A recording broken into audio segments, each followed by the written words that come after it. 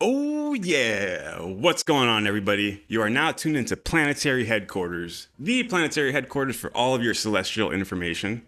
My name is Deadrick Baker, XDBakeTheWise on Instagram, joined by my cosmic brother, T'Challa. What's up? And we have a hot ideograph for you guys. Before we get into the conversation, we want to stimulate your spiritual juices and kind of give you a glimpse on where you're going after you die. So, give them a glimpse of the universe, T'Challa. Oh, yeah. Just hitting post here on a couple Reddit things. Let's do this thing. Hell yeah. And make sure we get the word out. If you got any people you want to know this crazy celestial information, send it to them, share it, like it. Don't forget to hit that subscribe button and check out the store, baby. And without further ado, we are going to show you this hotness. Here we go.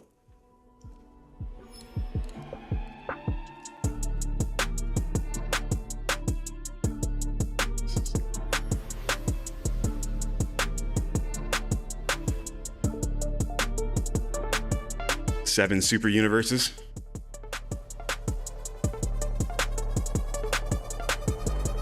Heck yeah, dude.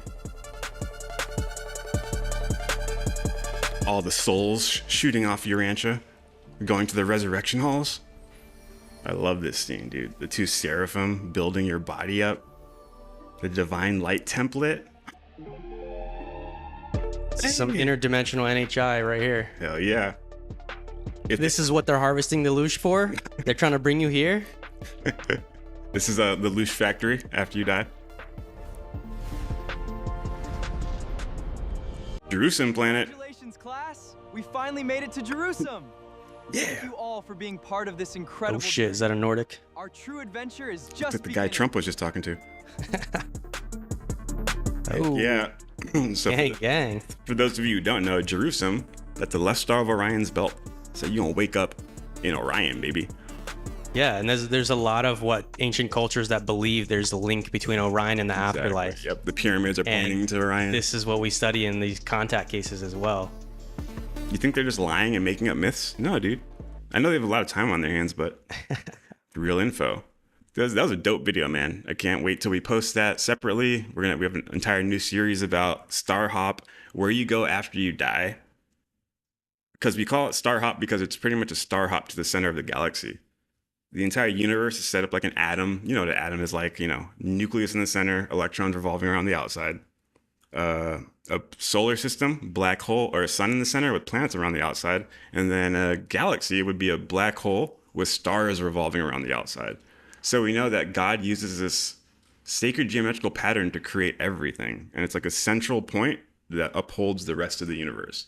Now think of the entire universe as one big atom with the central point. And that central point in the center of the universe is God, the dwelling place of God.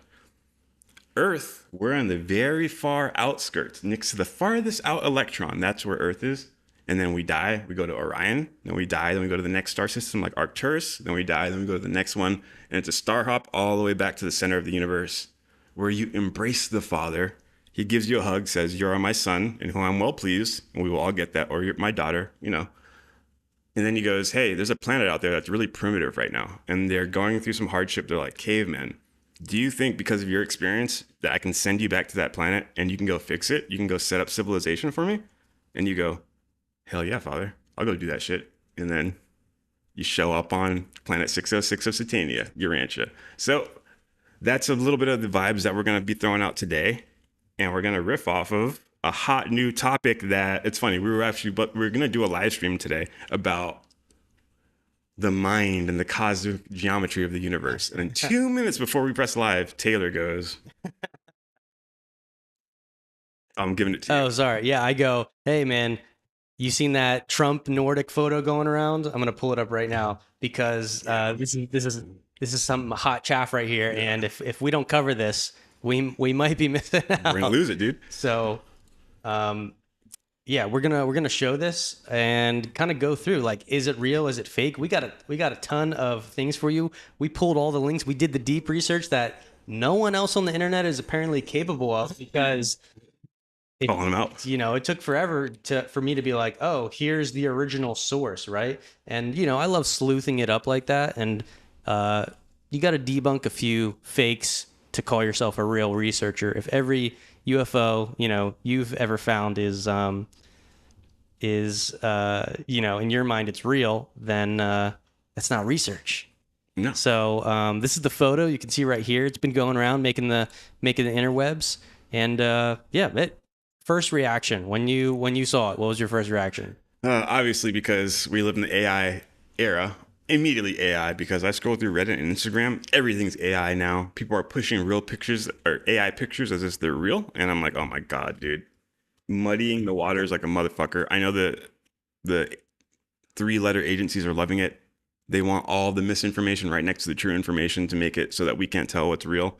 And it seems like, because, all the past live streams, we cover how the deep state is coming after Donald Trump, and actually how Donald Trump is kind of forming his own deep state to counteract the old guard, like you like to say.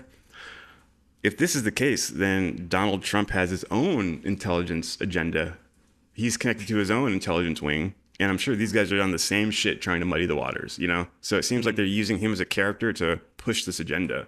So that's why I'm like, I don't know if it's real or he is actually meeting with Nordics. Right. And here's the thing, that the post, and I'll pull it up, but everyone's like, this was posted and then it was immediately removed. This is the wording in the post. That's what I read. I read that first.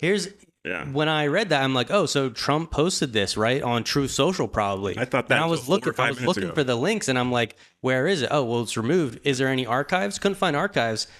I found out Trump didn't post it, but the reason I thought that was because Trump posted that AI photo of him with the gray alien, yes. With the gray alien. Yes. And so there was a precedence in everyone's mind. Oh my God.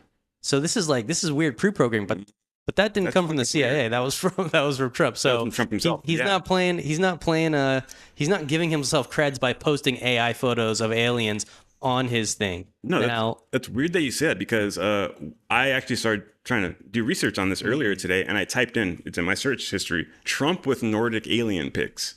And when I click it, want to know what pops up? That all the AI description talks about the gray and handcuffs. Yeah. It's getting big because of the gray and handcuffs, and they won't focus on this. And it's like, is this another tactic just to muddy the waters? They're purposely not letting that information into this algorithm wave confuse us. Like, we'll pull it up before the end of the thing, but the KGB agent that defected from Russia in the 70s, I forget his name, I'll find it, but he goes on record, has an interview, and he talks to us and says, oh yeah, our KGB, which is the equivalent of the CIA for Russia, or the Soviet Union back then, he said, so our agenda for Russia as a KGB agent is, my mission will be complete when the American public cannot tell the truth from the falseness. Ooh, okay. Once that is complete, the KGB mission is completely done. And that stuck with me for a long time. And I'm like, hell, we'd easily be able to tell the difference between fake and real. But the past 2 years, bro, I'm like, oh my God, we can't tell the difference now. So. Yeah, I mean, the decrease in trust in anything to be real with the power of AI. And, disclaimer, that intro video that we played was made using a bunch of AI Google Gemini clips. That's why the little logo was there, which, it's a killer tool, but it's also just deepfakes everywhere. And no one wants to take the time on the internet, to really vet things. Shout out to Patrick from Vetted. Got an episode coming out soon. And that episode's already out, but is it? Okay. Yeah, it's in the live there, so check it out. Cool. It's a live stream. I forgot. Yeah. Yeah. Do you want to see? Should we go through these original posts and kind of look through the sources here?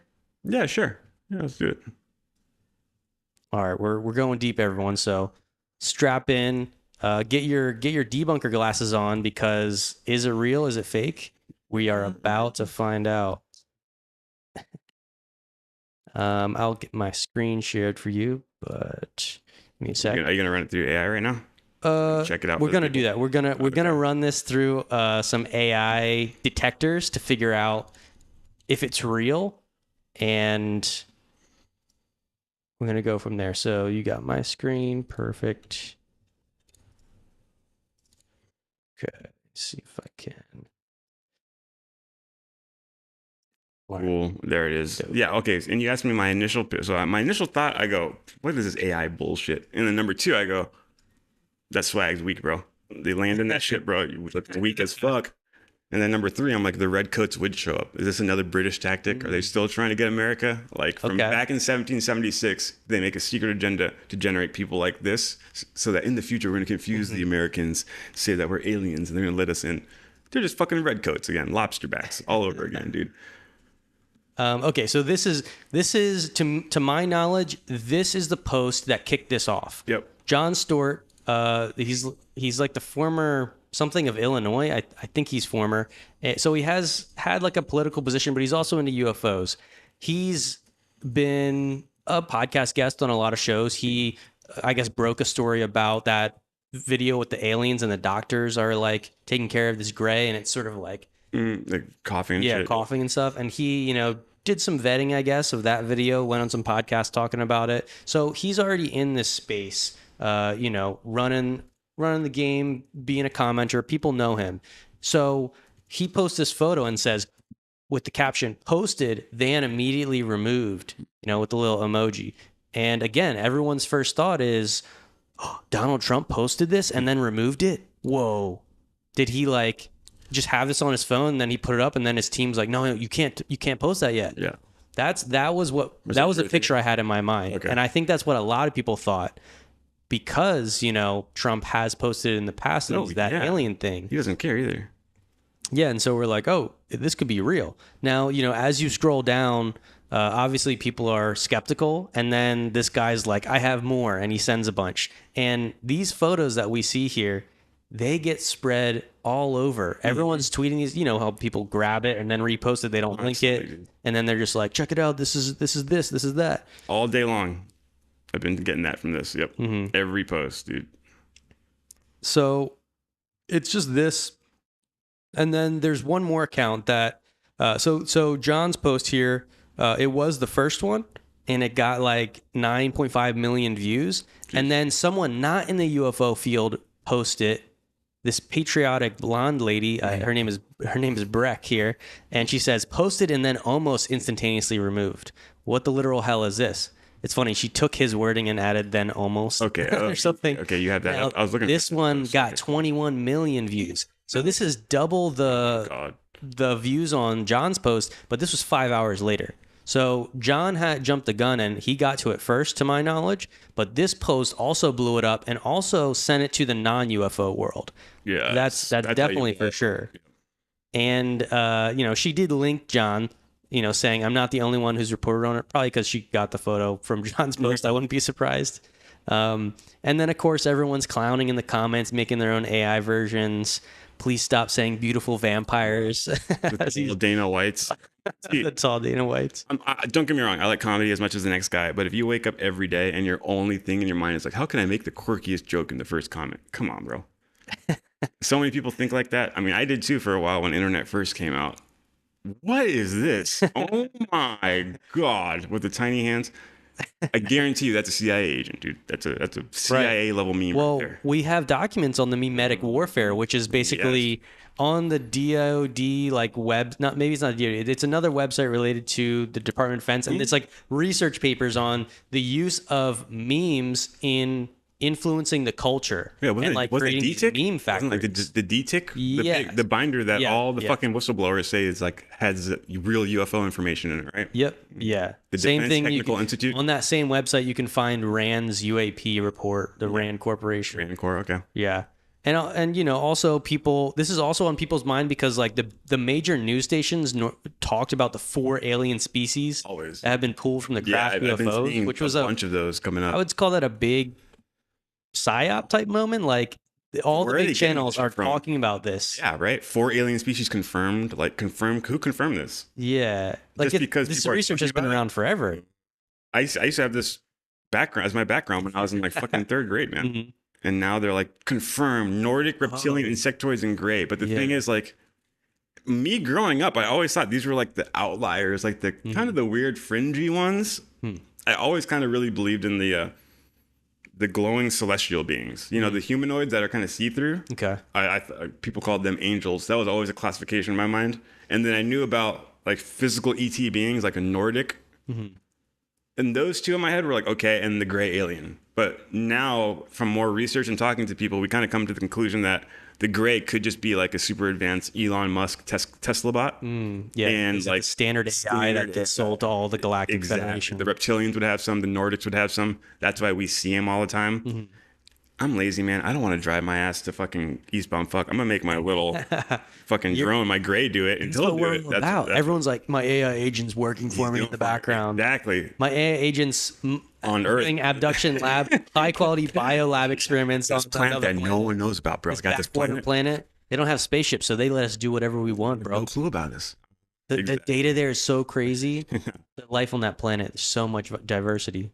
And if you look up their history, they got visited by a lot of aliens who failed. So it's like, fuck, this is a weird planet. But yeah, it's cool. I don't know how much I trust it. I mean, I do know that these are 4 of the types, but I don't, to say they're all this is way, I mean, you're relegating everything to only physical ET creatures. From my point of view, these are all evolutionary will creatures. These aren't angelic types or nothing. So now, one thing I realized now looking at this, I'm like, oh shit, like literally the whole world through the major news stations got told that the Nordics are one of these 4 and they look like this. yeah. This is part of what contributed to this cultural moment that we're seeing right now with this photo blowing up. 100%. 21 million views. Yeah. Oh, it's Trump with the Nordics. Yep. How much of this is pre-programming? How much is organic? Good question. This is sort of the conspiracy mind can only wonder here. Yeah. And okay, this one, I love this one. It honestly, this was compelling. When I first read it, I was like, whoa, I better check this out. So this poster is like, got this whole diagram breaking it down. Who are the men meeting with Trump? Answer: members of the King's Guard of Norway. Wait, what? Right? It sounds plausible, right? Yeah, is there somebody the saying? King's Guard of Norway. So, just the Norwegians, bro. No human looks like that, bro. They got like white hair. And then there's like, I don't even know if this Guardian link is real, but somebody in the comments here is like, no, bro, all your photos are AI. Yeah, those are all AI. These are all AI photos. Who's making this shit, bro? This is the CIA, bro. This is like mimetic warfare for sure. Right, man. It's like, what's the way I think about it, and if you look through Reddit comments on aliens, find the first comment that makes you click off it and be like, yeah, it's probably fake, and realize, oh, look at that. That could be a program. Yeah. Because literally that's all they have to do. They have to give you a reasonable, skeptical thing that you feel to validate it for you to no longer pay attention to it. And this did it for me. Initially, I was like, oh yeah, that's it. It's probably real. But then I look up the Kings of Norway Guard. I even asked the AI, and it's like, yeah, it probably could be the King's Guard of Norway. It pulls in photos. They all wear black uniforms and like a hat. They don't even have. They don't look the same. They don't look the same. Nope. They do have a red uniform, but that's not the uniform they're wearing right now. Not even close. Yeah. So I was like, okay, that's a weird one. That tripped me up. I was like, that's weird that they put in the work to do this little diagram and it's like all fake. And then of course, it's just a bunch of memes. And so, okay, my thought now is like, okay, I want to find the source. I want to find the source because here's the thing. What if we got a real photo, but no one believed it because they just think it's AI? Yes. So in my mind, I'm like, I got to pick how much time I'm going to spend looking at this, and I don't want to miss the hotness if it's possibly true. Yeah. And so I'm like, okay, let's get into this. So I'm just searching on X, and I did pretty quickly find this post. So shout out to Jackson, and she said, "No one is forcing you to believe. Your perception and frequency determine how far you believe. They are the characters liberating the earth, resetting a fair and transparent world. The mafia cabal of blood-sucking elites, draining the people through taxes, corruption, and abuse of power, has been thoroughly cleaned out." Have you heard that message before? I have. The Galactic Federation is cleaning up the cabal. Yeah. I mean, that's like a New Age thing. Valiant Thor was supposed to be one of them. Right. So this one, and I see this and I go, okay, this one has a tag here. Now, as I'm watching through this, I'm like, oh, there's a bunch of, it's just a montage of these photos in the same uniform. Yeah, this is right? AI, bro. And then I found right there. That's the photo that everyone's posting. Now, check the timestamp on this, and this is from June 9th. Okay. This whole thing blew up today on June 12th, or just yesterday. A couple days ago. So this is a couple days ago. This is the oldest source I find, and it's got this Planetary K. This is the smoking gun Who is Planetary? Yeah. Is this? I mean, there's obviously some of these seem AI. Oh my God. I mean, this one right here. Crazy, bro. Got high yield. So it's like no question. There's a bunch of AI things in here. Now, does the investigation go further? I mean, you could probably call it there. Yeah, but going through what you just pulled up, how somebody pulled out how it's the King's Guard, the amount of energy they're putting in to create these fakes that you can't really tell. Somebody could have put that much energy into this. And put that one fake one with a bunch of AI ones or one real one just to muddy the waters. Like, sir, we know this photo's out. It's a real one. He goes, fuck. All right, make 1 million more that are like that, but not like that. Okay, good. You know, these are how these guys think. So we can't ever be so naive. I know that sounds super conspiratorial, but don't get caught slipping either, you know? Yeah. No, I thought about that. I'm like, is it possible there's like a channel that mostly has fake stuff and has one real photo? Is that AI channel meant to discredit real things when they come out? And then they just include it in a compilation and they're like, oh, it's AI. Yes. So when you think both ways, you go, oh, I can't quite call it out. No. So my next step was to figure out, okay, let's look at this Planetary. Figure out what's this about. Does this seem fishy? Planetary HQ. Yeah, that was also interesting. It's like we're Planetary HQ and here Planetary K is posting this thing. Yeah. So, you know, this video has a bunch of stuff. Most of them are much more obviously AI. But some of the photos that people were posting in the other threads, they even come like they're in this video. And like nobody was mentioning, hey, by the way, I got it from here. So I find that suspicious. Yeah, that is weird that no one's mentioning that. Yeah. They're just trying to run with it. Yeah. And you know, this post only got like this post did get 380K views. So it's a little drop in the bucket of the 30 million that the other, but think of that. Okay. 30 million people saw it between those other two posts, and then 380,000 saw that here's the source. That's a small percentage. That represents how the culture works with like truth, you could say. Yeah. It's like a template for that. Okay. And it's interesting comparison to make. Okay, so TikTok. I'm like, okay, Planetary on TikTok. Found the TikTok. I was looking for the video that they had posted there on X. I couldn't actually find it. I did find that it would have been between like one of these two videos in terms of the dates that it was posted. But the overall gist is that this channel is just AI nonstop. Yeah. It's just full on. It's real, dude. It has to be real. And, look, we use AI to create stuff too, so I'm not ragging on them. In fact, I'm sure they put a lot of time into this. Yeah. They didn't mean for their thing to be turned into something that's supposed to be real. Exactly, yeah.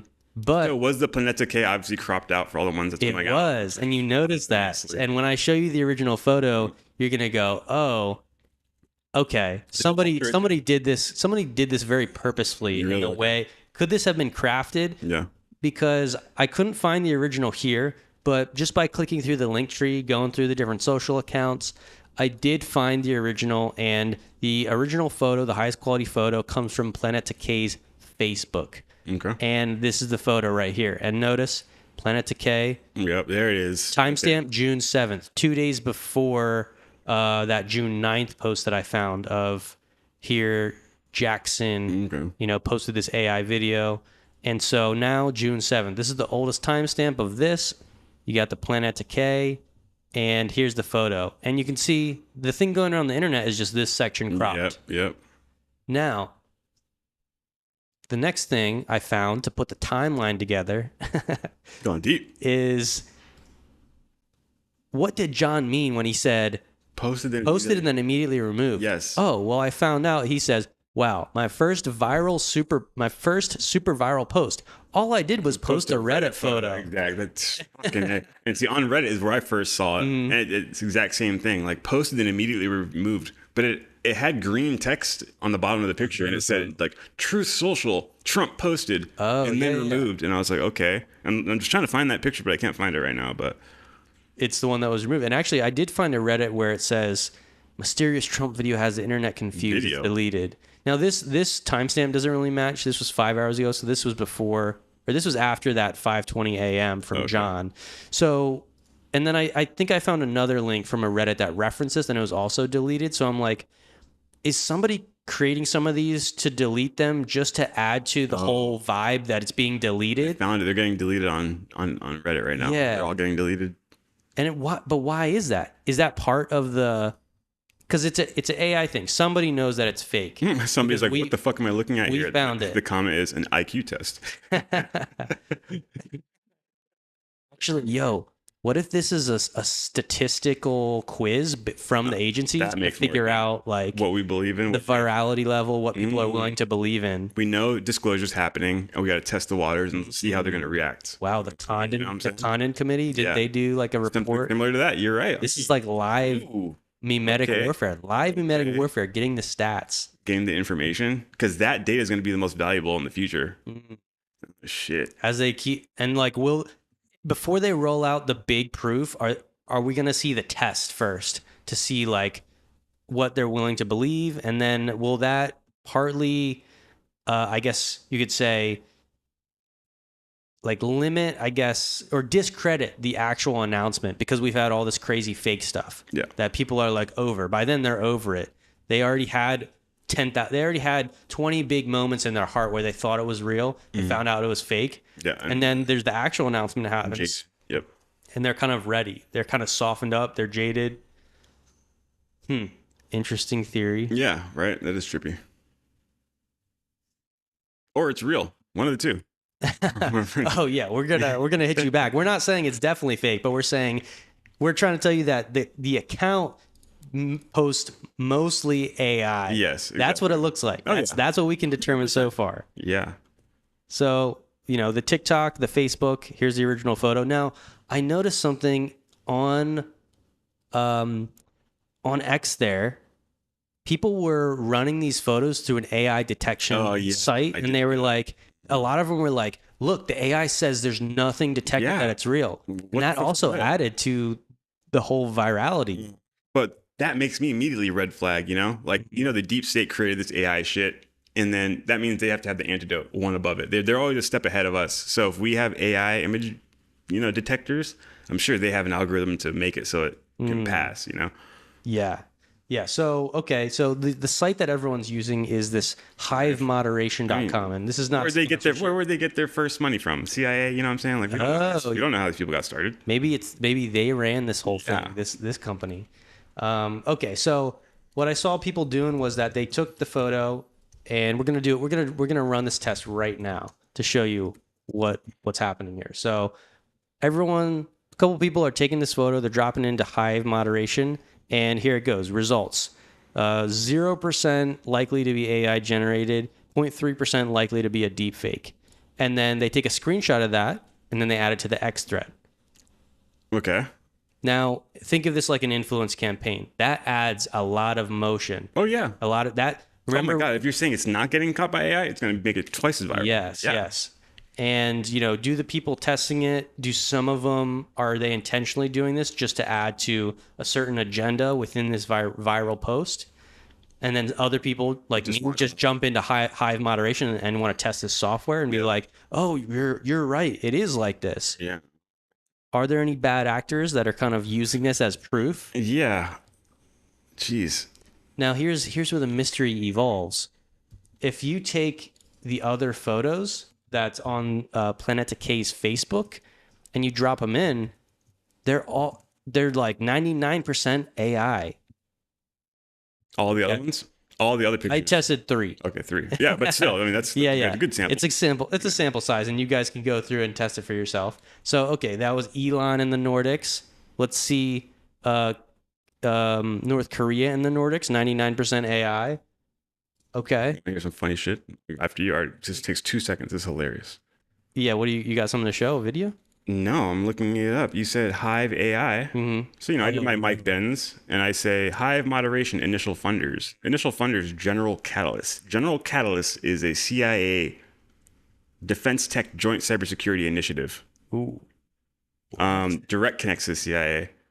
Launched this dedicated defense intelligence and resilience branch, which is advised by the former CIA chief operating officer, as well as retired U.S. Army Brigadier General Rich Gross. Huge guys in the intelligence community. 2024, huge cybersecurity partnership with Red Cell Partners, Anduril, Yep, CIA chief, NSA deputy director.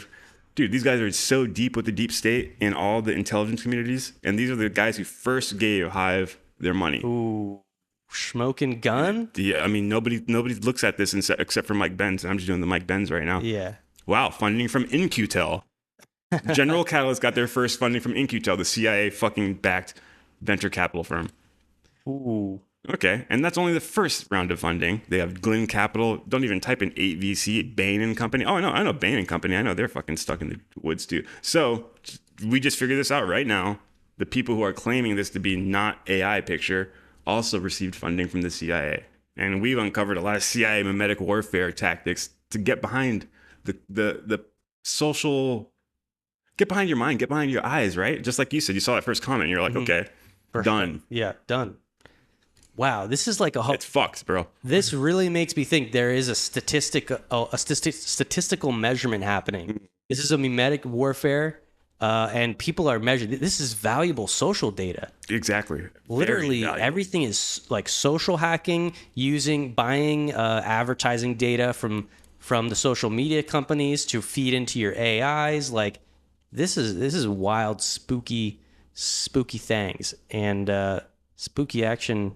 Not at a distance, right here in your pocket with that little celly. Oh my God, General Catalyst is all up and down the CIA, bro. Just type in General Catalyst CIA ties. Fuck, this is crazy. Mm-hmm. So yeah, these three photos, they're all like, oh, it's AI, but then that other one says it's not. Now, if we're gonna get really conspiratorial, why does that other one? Now, I will say out of those three that I picked, this one does look the realist. If I'm just looking, the one that's going around, it does look the realist. The other one's a little bit off. Yeah. Now, if Hive is a part of this conspiracy, you could say that they actually just pre-programmed this photo to say 0% AI to add to the story. Yeah. Oh, wait, say that one more time. Okay. Right. So let's say Hive is involved. Yep. In this statistical social experiment. Okay. Then why didn't it show 0% AI detected? And I'm proposing they programmed it like that. Yes, exactly. In order to add to the social experiment. Yep. Because once they seed a post, one person that is their guy uses the Hive moderation and says, look, there's 0% AI. The Hive moderation verifies it. Double the virality, like we were talking about. Yep. Double the virality. They kick it off. Other people are using this Hive tool. It gets them a ton of data. Now people are submitting all the new UFO photos to this Hive moderation. And Big Brother's behind it. Is he? He always is. Always has been. The astronaut with the gun behind the other astronaut. If you want to show the people, just so they don't think I'm lying, I put 2 screenshots of my great Google foo in there just for posterity for the future. But yeah, I mean, if you're out there, anybody who wants to do some more sleuthing, go deep into the General Catalyst and the CIA ties, and I'm sure you'll have some really good stories there. Yeah, Hive moderation initial funders. Type that into Google, and the AI is going to give you your links. Someone look up Bain and Company for sure. And Tamales Bay Capital, never heard of them, but I'm sure they do some gnarly shit. So yeah, we do love our lives, and we do want to stay alive. So remember that, guys. We are not suicidal. Not at all. I do want to take a short moment to say what up to the chat. Yeah, we've been running. We've just been running straight through. I was about to shout out to the chat for real. Yeah, you said it first, but shout out to Shauna for the super chat again. I really appreciate that. $15, you're really helping us out. Like I said, we just moved in together. We're young. We got day jobs, and we're struggling. We're trying to make it out full time. So this $15 it really helps. If you could see all the expenses that we use out of our own pocket to make this happen, you guys would be like, damn, $15 ain't a drop in the bucket. But it's not even that $15. It's someone else on planet Earth supporting our cause. And to me, it makes me like pumped up. I'm like, oh my God, we're going to do this. We're going to pull this off. No one's going to take this from us. So like, it could be 15 cents. It could be $15. It could be $150,000. As long as I know people are on planet that want to help take the planet back, we're not going to stop, dude. And we're used to being in somebody else's social vision for society. We live amidst a society where the rules have been made by other people, higher echelon. We have some sort of voting involved, but power is a structure. When Planetary HQ sees all the people that support us who are willing to put in funds and help support planetary operations on this backwards prison planet, as some people call it, that makes us believe that, wow, we can really take the planet back. Yeah. Oh yeah. Oh yeah. It always, every grassroots movement starts small, but you guys are the OGs. You found the band before it was cool, but this is a lot more than a band. We're not just making this for entertainment's sake. This is literally like save the planet at all costs, because we are on a series of timelines that are not for the best of all people, mentally, physically, and spiritually. Yeah. Look around. Look at the news. Look at the planetary scape. It sucks, man. But we can change it. It's okay. Let's fucking take the wheel. Jesus, take the wheel. Let's bring this shit back. Let's bring this ship back to port, baby. But thank you for the super chats. It really means a lot, man. It really means a lot. Shauna, you're the best. You're always here. Kelly McD, nice seeing you guys in the chat. Again, you guys are always here. Love the support. One of these times when we go to a conference, and if we're near your city, you guys got to come out. We can, chat, talk it up, and face to face. I really appreciate that. Dr. Dunin Kruger, appreciate all the chats too, man. I really enjoys your guys' Urantia info. Thanks, man. We're about to jump into a couple quotes right now to back up all this stuff too, because we love Trump conspiracies, but we need to bring it back to that cosmic revelation. And who else is in here? That's everybody, right? So shout out to the chat. Yeah, keep it coming, baby. And like we said, every time you give another, Kelly, appreciate the 222 angel number. Thank you. If anytime you guys give a super chat, every month we do a raffle, a drawing. At the end of the month, we're gonna pull a name, and you guys get some cool PHQ swag. So that's exciting. Every time you guys submit, that's another submission. So we really appreciate that. If you attach a question to your super chat directly, we'll stop everything what we're doing and we'll answer it for you. So we have a couple more things coming out soon, but that'll be for the next couple live streams. So heck yeah, I'm stoked you guys are with us. What is it? It's like 12:15 over here for us, or it's the next day, but it's the weekend, baby. We're going deep. So I guess can they hear? They won't hear if I play stuff, right? So I'll put this in the chat for them. I do have that. I did find that one video I wanted to talk about. Well, if you share your audio with Discord, yeah, it'll work. Okay, yeah, cool. It will actually. Nice. Check it out. Let's see. This is what I was talking about before with Yuri Bezmenov. 6-minute video, but I think the people will like it. Let's know what he's saying. Bezmenov was born in 1939 in a suburb of Moscow. He was the son of a high-ranking Soviet Army officer. He was educated in the elite schools inside the Soviet Union and became an expert in Indian culture and Indian languages. He had an outstanding career with Novosti, which was and still is, I'm afraid some Americans don't fully understand, one great risk to his life. He certainly is one of the world's outstanding experts on the subject of Soviet propaganda and disinformation and active measures. Well, you spoke several times. Propaganda and disinformation. This is in the 1984. Subversion. That is a phrase that I'm afraid some Americans don't fully understand. When the Soviets use the phrase ideological subversion, what do they mean by it?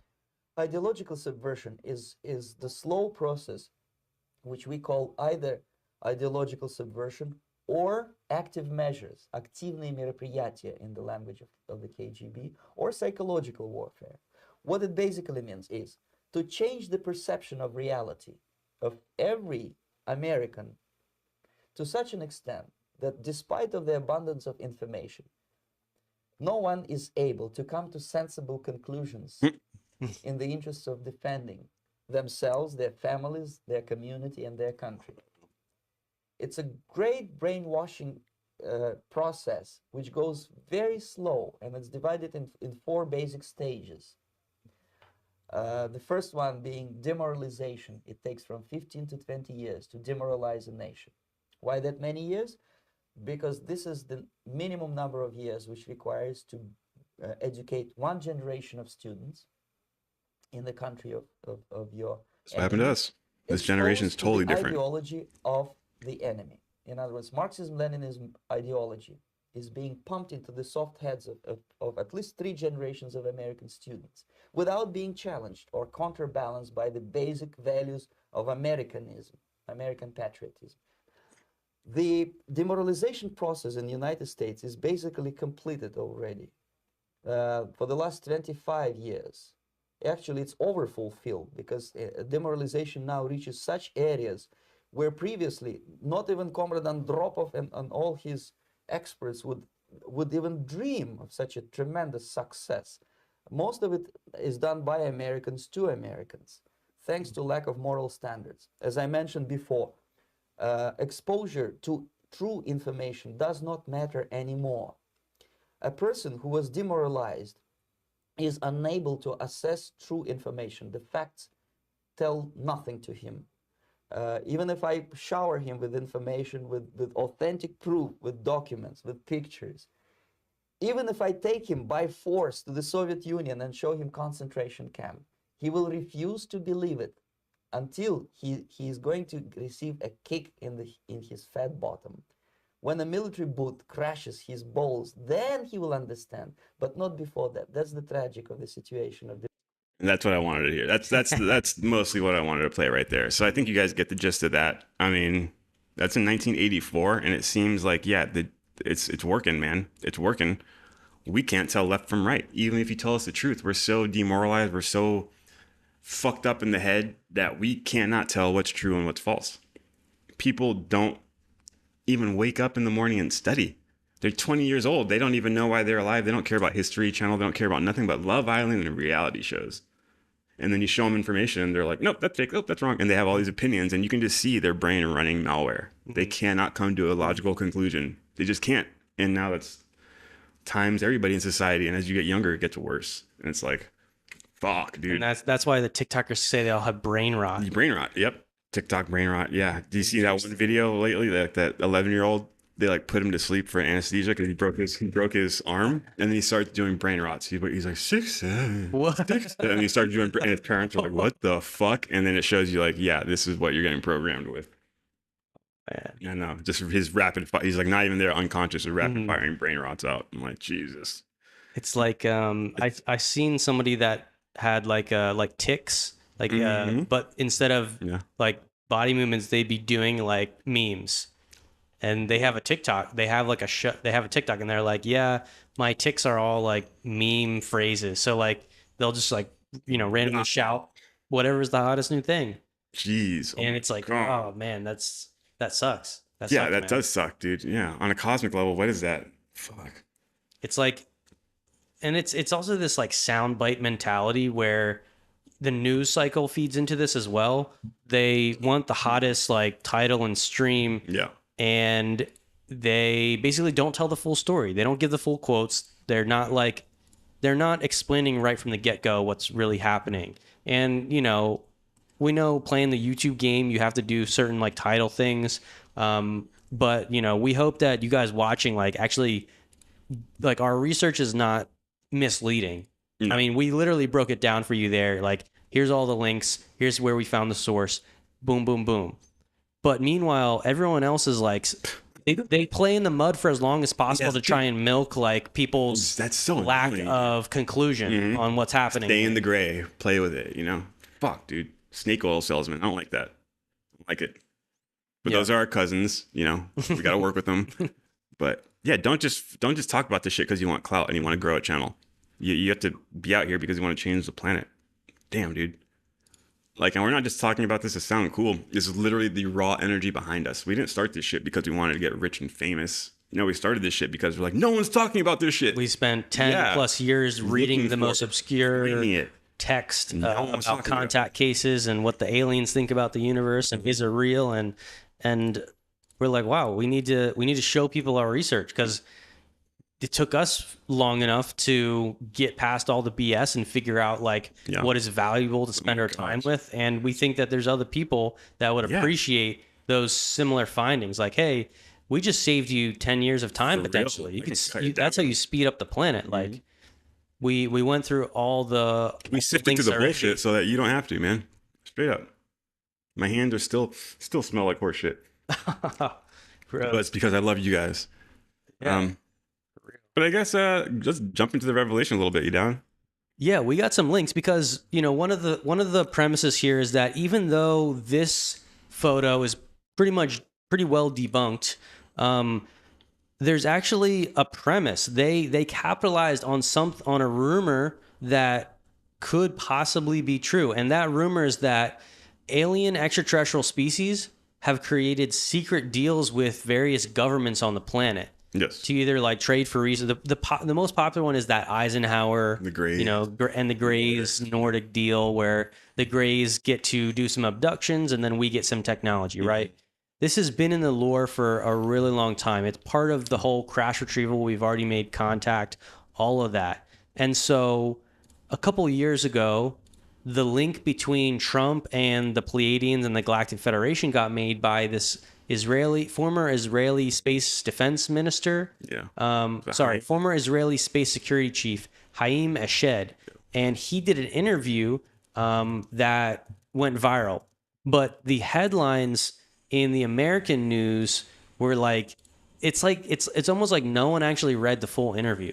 They were super basic, and they were like, Haim Eshed said the U.S. government is in contact with the Galactic Federation. Trump knows about it. They're doing operations. But people don't get that Haim Eshed, dude, he was a brigadier general. That's a seriously high rank. It's one of the highest ranks in the entire military. There's only 2 more ranks higher than that. Or 3 more ranks. Brigadier, that's a 1-star. Then there's 2-star, 3-star, and 4-star general. And he was the director of Israeli space defense for 30 years straight. If he's in charge of Israeli space defense and he's a general in their Ministry of Defense and military intelligence, then I think he's someone we should listen to. He's not some bullshit crackpot guy who's just saying shit, dude. Yeah.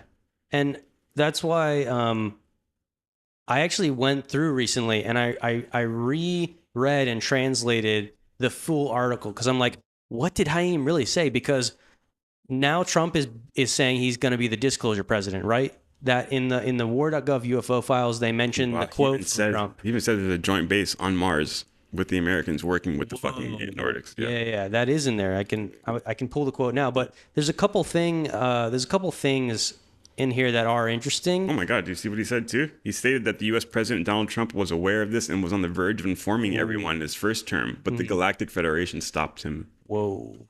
And said, wait for a later. What the fuck? Who is this guy? He's still alive? Can we call him? I think he might be. And I also noticed like a lot of people kind of wrote this off as if the interviewer like wrote it.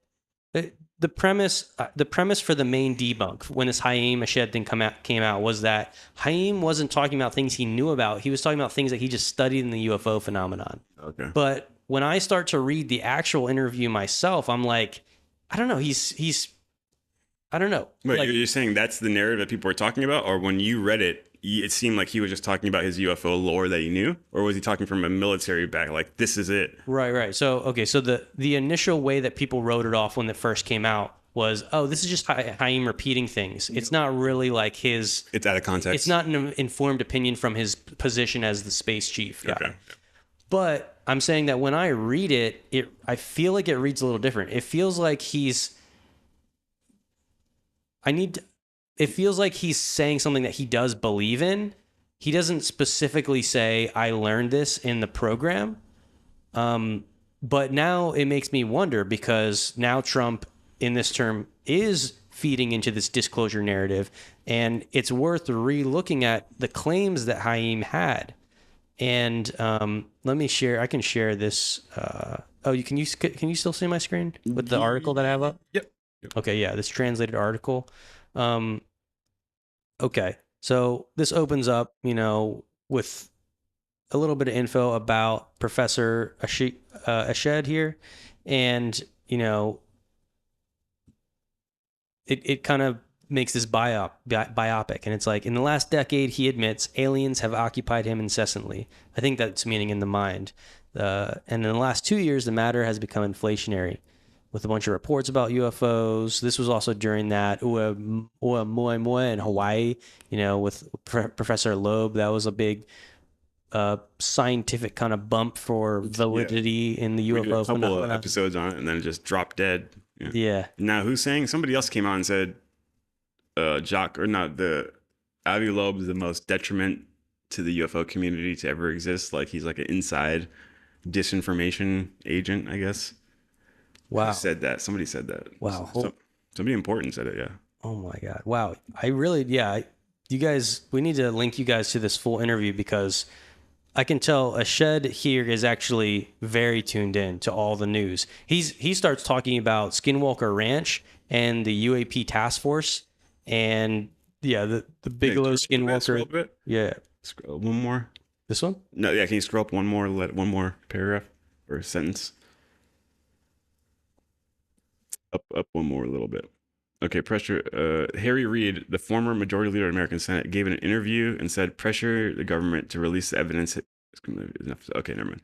I thought he was calling out Harry Reid because everybody likes him. Mm-hmm. And he's like, yeah, he's a government guy who's pushing for, or sorry, Mellon. Chris Mellon. I don't know why. Or Harry Reid, different. Or even Harry Reid, they're talking about someone else. Chris Mellon. Sorry, mixing my crossed wires. They say he's also a disinformation plant. I don't know why, but people are saying that. They say that he knows a lot more than what he's making off. But I mean, they all are, so. Yeah, they work and go. But sorry, did I stop you in the middle of a thought?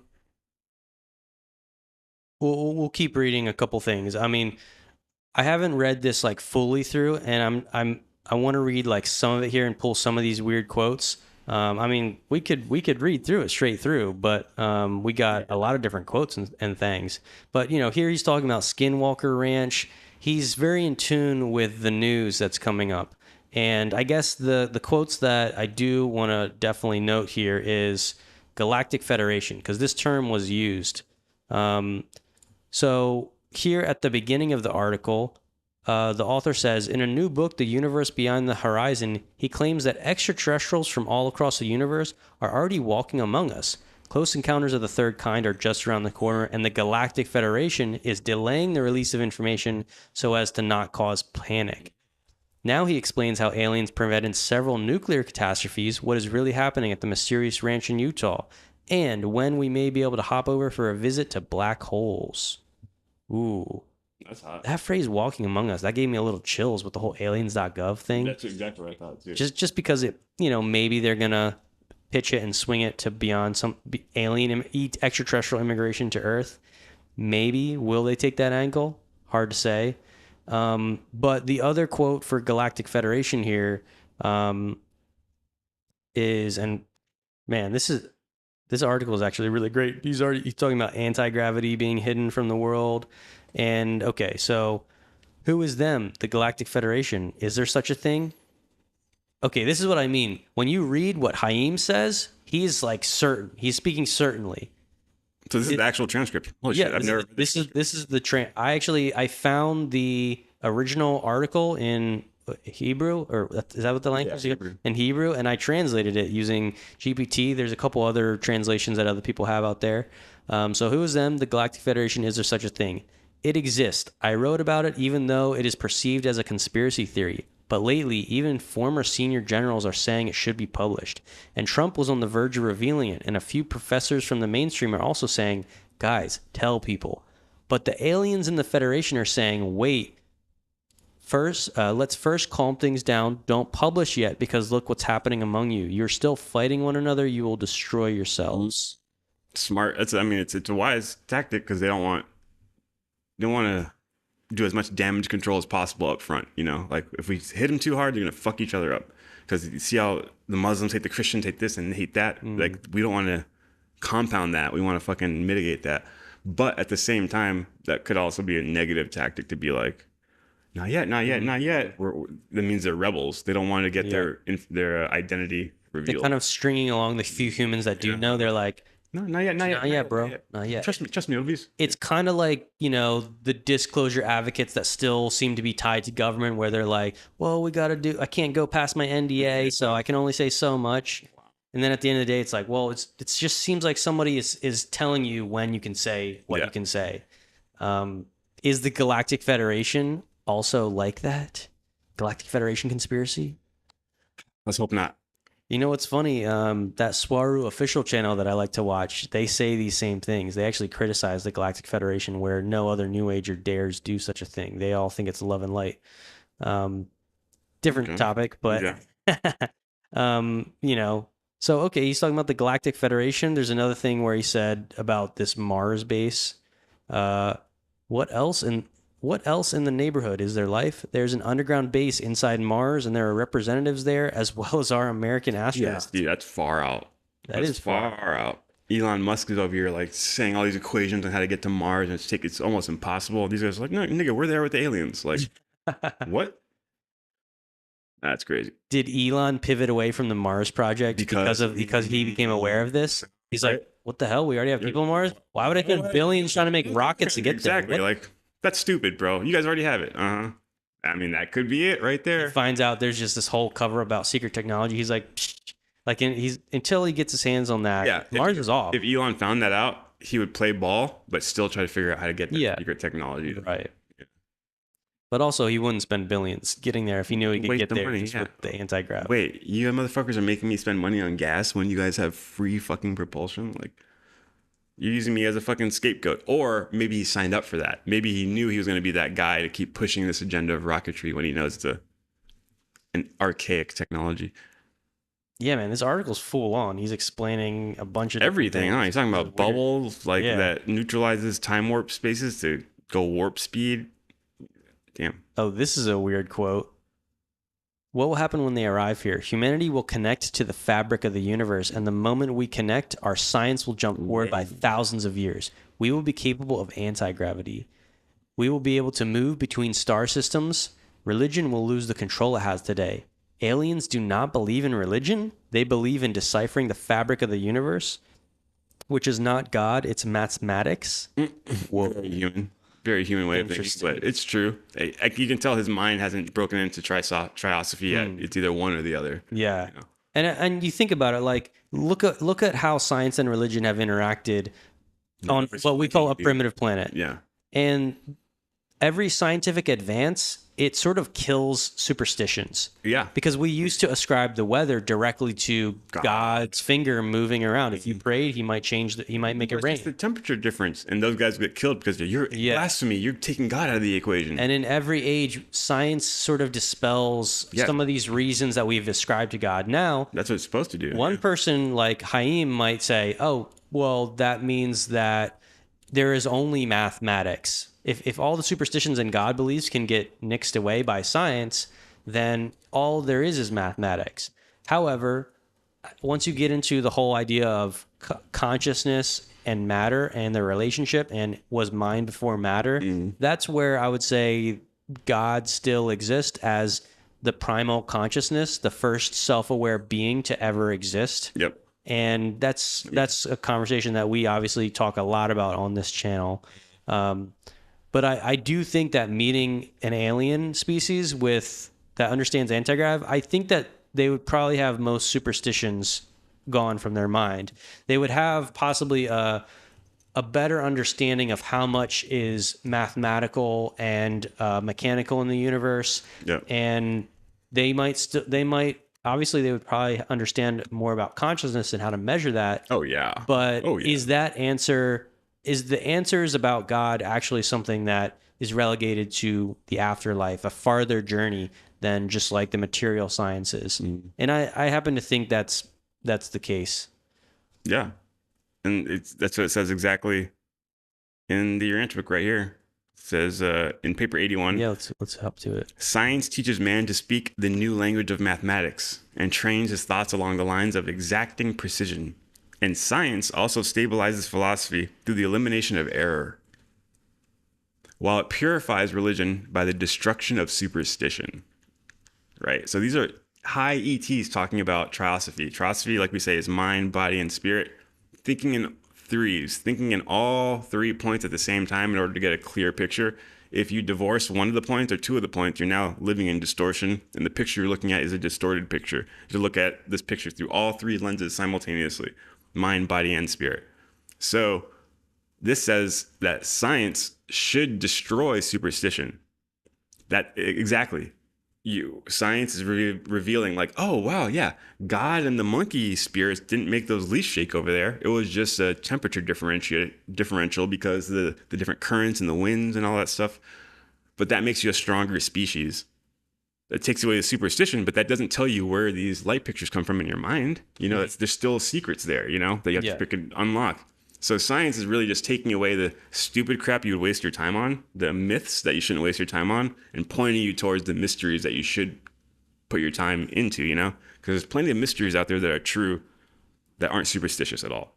So I like how he was talking about that, and it literally lines up with the Urantia book right there. And for the new viewers who might be coming in, the Urantia book is a contact case that we study tons on this channel. And the reason for that is everyone's talking about NHI. The congressmen and women are like, interdimensional NHI. We think they're interdimensional. They're more than just physical beings.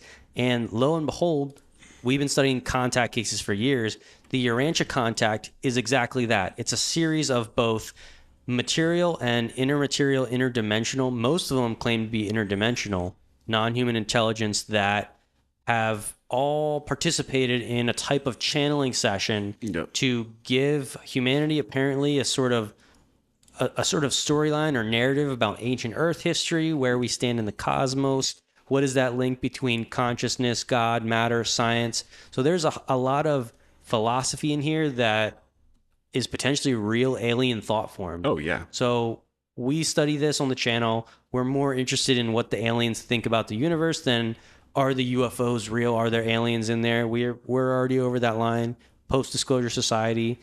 Let's get to the next set of questions. So this is what we're working with. We read these contact cases because until we can talk to the aliens ourselves, which you can in a way, but until they're here in front of us and you can do a Q&A, until we do a podcast with the Nordics, coming soon. This is the best thing we got. So we're going deep. This is the best thing we got. Yeah, straight up.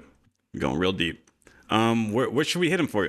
There's a paragraph on materialism, which kind of talks about science versus religion and how they kind of mingle. It's 195, so the second to last paper. So, you know, they drop bangers in those last few papers. Yeah. But I also have other ones up that talk about the ascending sons of God. That kind of gives people a glimpse into where we're going in the afterlife and stuff too. And I picked that paper because it talks about, we were talking about Nordics and reptilians and mantids and greys, all these different species from the different Galactic Federation sectors. And I said, oh, okay, so they're all part of the ascending sons of God, and we can kind of break it down for the people. But we are at an hour, so we won't finish an entire chapter. Just trying to see what the people... fuck it, I'm just going to start one, if you don't mind. Yeah, dude, just rip it. And then maybe we can explain the general gist of the Galactic Federation, like which type of beings are involved. You go. So this is from paper 40.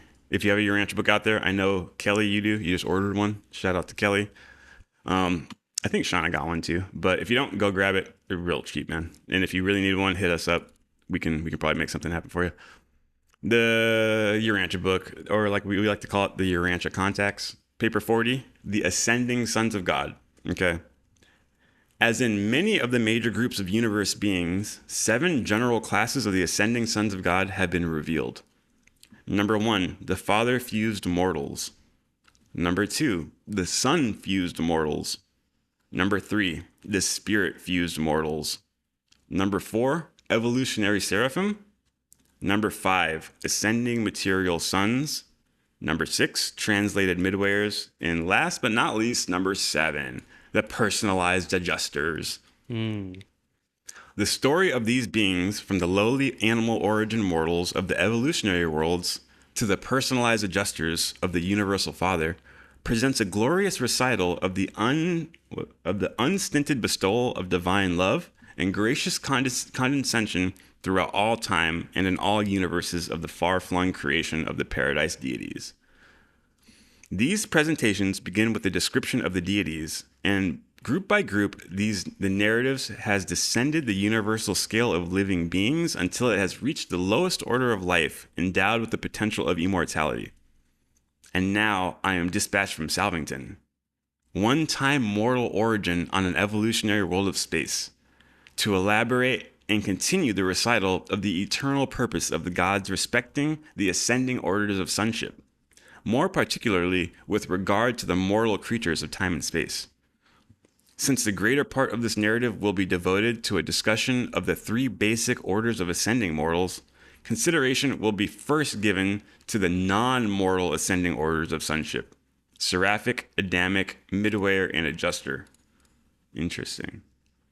There's 4 different types: Seraphic, Adamic, Midway, and Adjuster. It's not gray, Nordic. Which ones of these are the interdimensionals and which ones are the normal aliens? Yep, that's the question we should, for the viewers, Show for me the the listeners, aliens. for the listeners, they should be in the back of your mind. And the Which ones plasmoid. Who's the plasmoid? What are the pure spirit? What are the pure physical? And what are the plasmoids? Where do they exist on the scale of things? Yeah. Right. Let's keep it going. Well, if you want to break it down from seraphic would be plasma. Adamic would be physical. Midway would be plasma, and Adjuster would be pure spirit. Mhm. Number 1, evolutionary seraphim. So seraphim would be the traditional angels from the Bible. When people picture the ones with the wings flowing, that's would be your seraphim. Everybody knows about it. They're mentioned in the Bible, so everybody knows they're angels. They function in pairs. Seraphim is plural. A seraph would be the singular. Mortal creatures of animal origin are not the only beings privileged to enjoy sonship. The angelic hosts also share this supernal opportunity to attain paradise. Guardian seraphim, through experience and service with the ascending mortals of time, also achieve the status of ascendant sonship. Such angels attain paradise through Seraphington, and many are even mustered into the core of mortal finality. To climb the supernal heights of finality or sonship with God is a masterly achievement for an angel, an accomplishment far transcending your attainment of eternal survival through the plan of the eternal Son and ever-present help of the indwelling Adjuster. But the guardian seraphim, and occasionally others, do actually affect such ascensions. Ooh. And maybe break down, they're talking about paradise and stuff. Like, well, one, remember the ideographs from the video that we played at the start, the star hop. Yep. This is the down and dirty details of what it means to star hop to the center of the universe.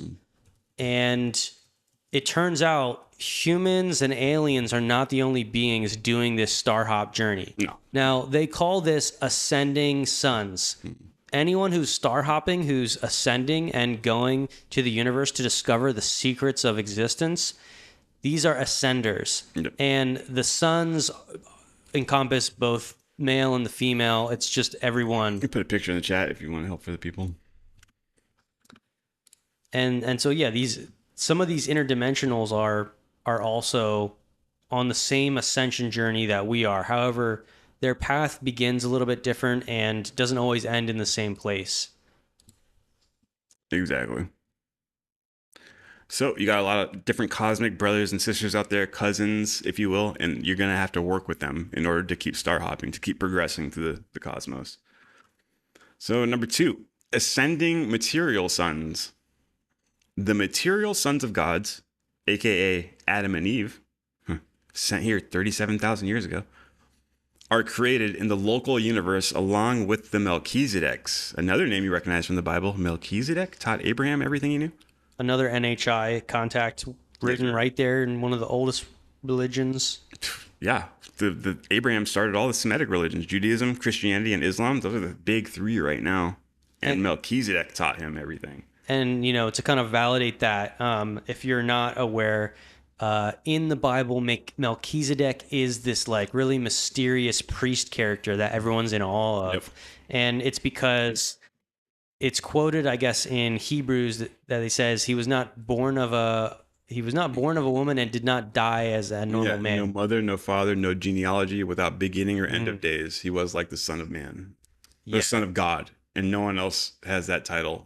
Capital Son of God other than Jesus Christ in the Bible. Yeah, and it says he was a priest of the Most High, and he doesn't say too much of this in the Bible, but it turns out the Urantia contact reveals that he actually taught Abraham everything he knew, and that when the Bible records Abraham meeting with God, most of those are actually meetings with Melchizedek, who was seen as like a son of God. All the tribes around him like really respected him, and at the end of his life they even suspected that he was more than a normal human. And that's part of the reason he left the planet and was like, okay, my mission's starting to get on to me. Fuck. Yeah, but that he basically is an interdimensional NHI who incarnated with an avatar body that looked like a human. But the reason it's recorded in the Bible that he has no genealogy is that one day he just showed up, a full-grown man in the book says area. Human eyes witnessed it. He walked out of the woods and said hi to a Chaldean herder. Yeah. Damn. And Abraham, the Bible says he Chaldean was from Ur. from a Chaldean from Ur, which is where you get the name Urantia. Your Rancha. Yeah. Shit, dog. And what's one of the oldest civilizations besides Ur that they're now finding out? Urartia in Turkey. Yeah. Around Lake Van. Like, come on, bro. I'm not making this shit up. Fuck. If there were less coincidences, I'd be like, this is bullshit. But with all that lining up, you gotta be a dumbass to be like, don't bet. I'm not gonna bet on that. No, all the facts are lining up. Yeah, bet the Urantia contacts are fucking real, dog. Are aliens real? So fucking dumb. So let's see. Oh, my soundboard's gone because I had to reset my computer. All right, let's keep reading. Okie dokie. When such an Adam and Eve, did I finish that first paragraph or did I stop? No, I think we stopped at the first No, you sentence. stopped. Right? Yeah. So, Now Melchizedek landed 6,000 years ago, taught Abraham. Adam and Eve, the material sons, they landed 37,000 years ago to save the planet. Unfortunately, Eve made a mistake. He was so hot, I couldn't resist him. Okay, and just naming some NHI contacts so that we understand the timeline of events. These are all extremely important beings. They're so important that they change the timeline of history for humanity forever. I mean, even when Jesus Christ landed, we said, hold up. We're going to reset the calendars, dude. And he went so hard to make not only does it leave historical records like resetting our calendar around the birth of Jesus, there's also genetic indicators for the celestial landings. Yes, included a hybridization upgrade to humanity's DNA as a whole. These are the OG alien human hybridization programs, which you could say are sanctioned by the Celestials, not tiny experiments of the Greys. This is the reason why humans appear to have jumped the evolutionary chain so fast. Why are we so different than monkeys, even though we still got like the same 5 digits? We got the 2 legs. Like, what's going on there? It's because the Urantia contact reveals how NHI influence the planetary histories, and it's because they're the watchers. They actually are responsible for growing and cultivating the life here in building a both material and a spiritual civilization.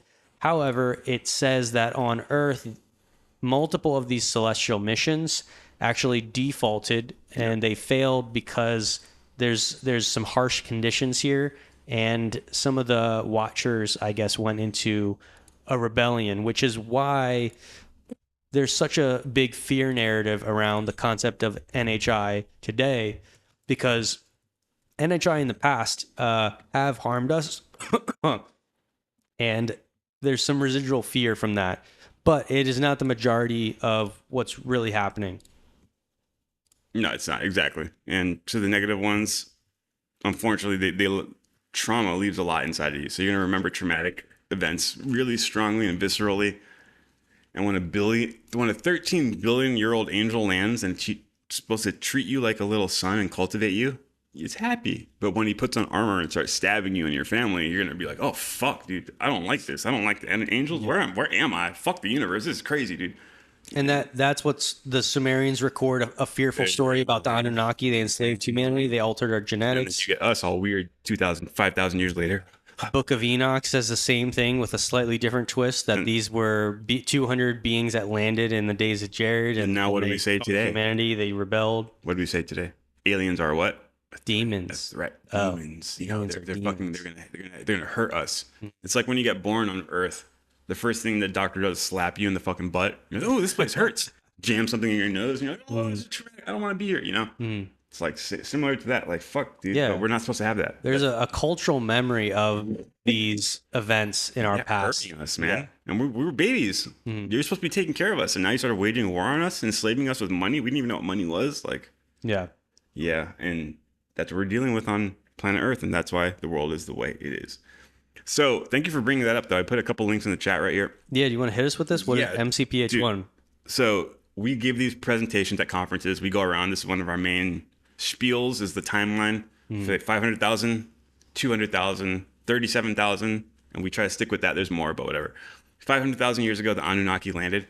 I didn't know this, but do you know that Zecharia Sitchin and all of the people behind the Anunnaki myth story, they say they landed 450 to 500,000 years ago? Really? Yeah, I didn't know it that. says that. Damn. Holy shit, dude. Urantia contact was in 1911. Zechariah Sitchin didn't write that down until like the 50s or 60s. So like, yeah, this is way ahead of the game. Whatever. Side note. So if you see right here for the people, I'm going to put the center screenshot that I put. So if we remember the timeline, 500,000 years ago, the Anunnaki landed, right? They stayed on planet teaching us government, and they were doing good for 300,000 years. So they were good guys. The Anunnaki were initially good guys. And then 200,000 years ago, they decided to rebel against the greater cosmic government.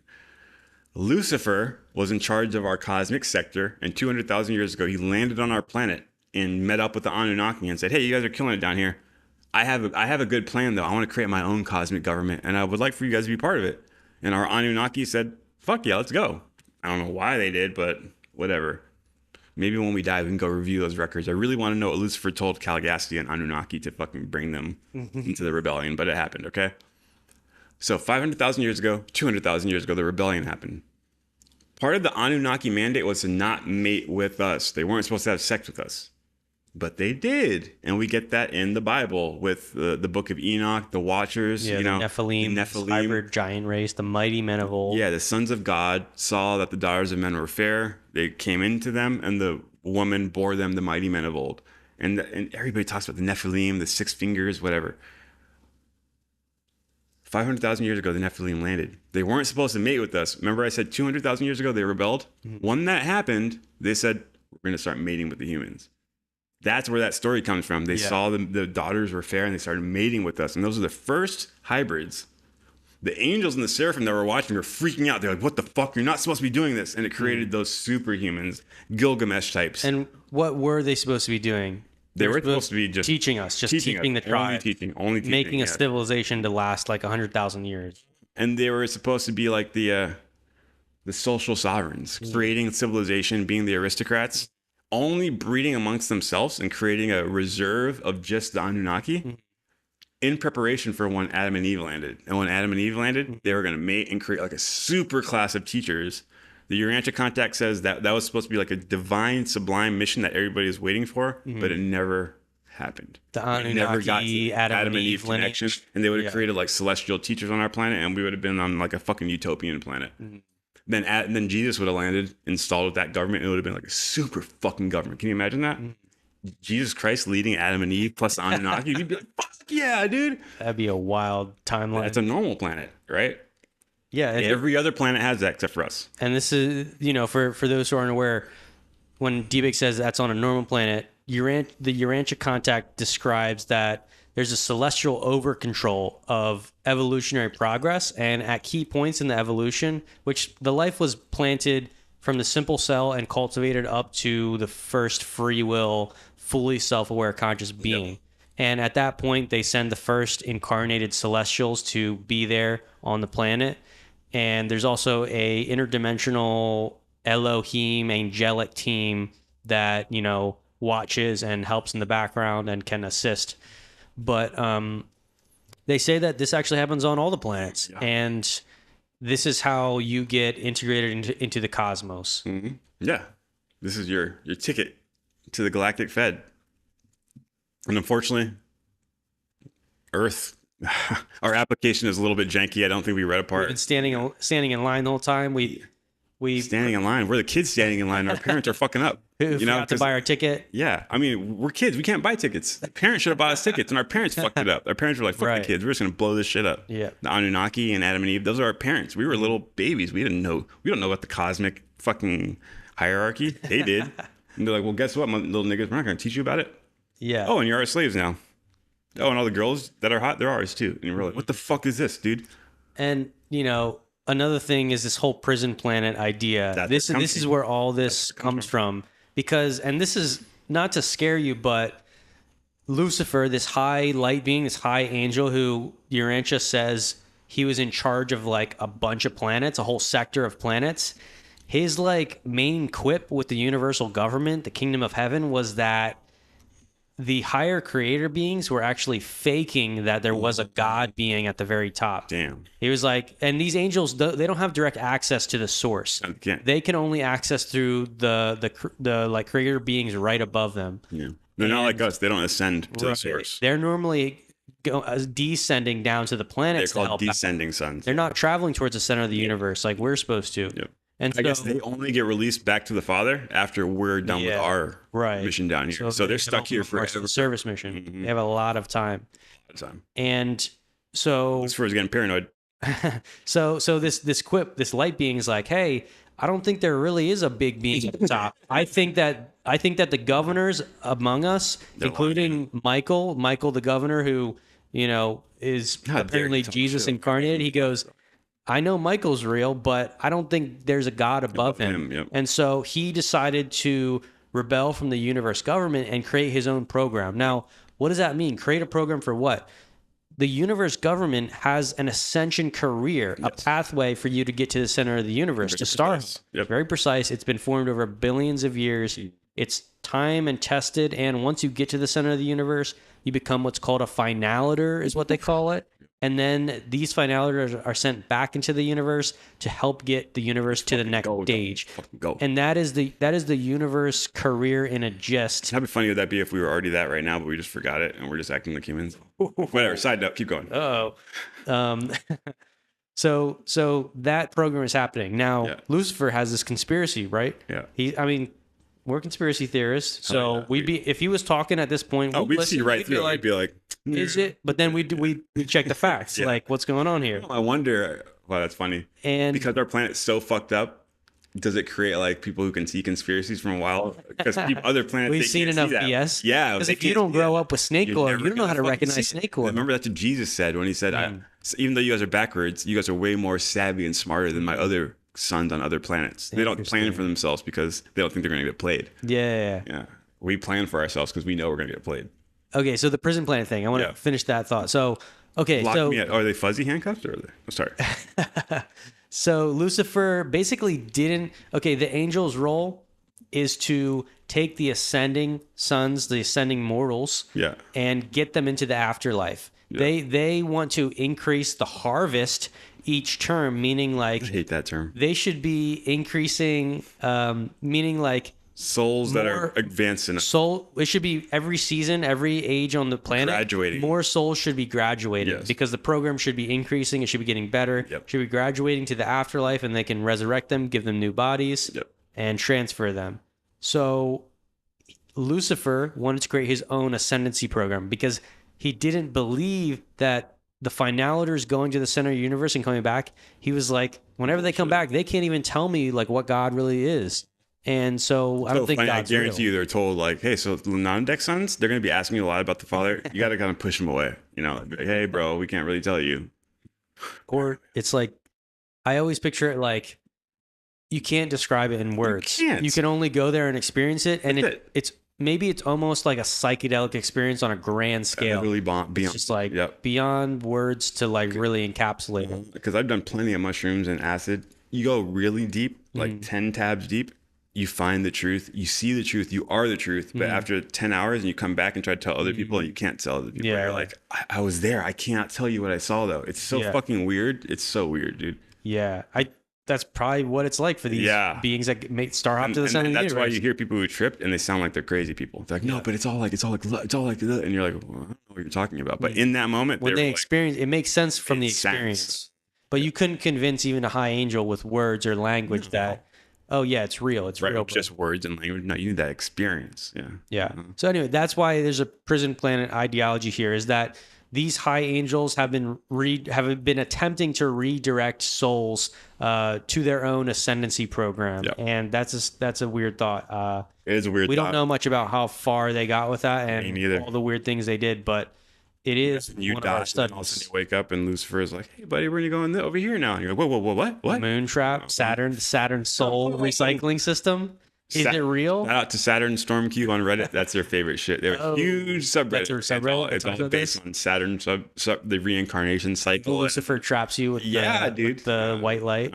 That's and they talk about all the Hollywood elite disclosure day. You saw on their movie poster. Okay. On Emily Blunt's eye, it's Saturn going over her eye, and they're like, "Look at see." They think Saturn is like the control center for the negative beings who are trying to. Well, the law of one Ra says the council is on Saturn. I know, right? So all these weird correlations, like fuck, who's right and who's wrong? But remember, I've been saying law of one might be rebels, so maybe Possibly. right in stone, because I do like the law of one. But all right, let me finish this paragraph. Right? Yeah, I don't want to hate the Venusians. Valiant Thor came from there, apparently, allegedly. Yeah, that was his cover story, right? This feels like deja vu right now, Shauna. That's hilarious.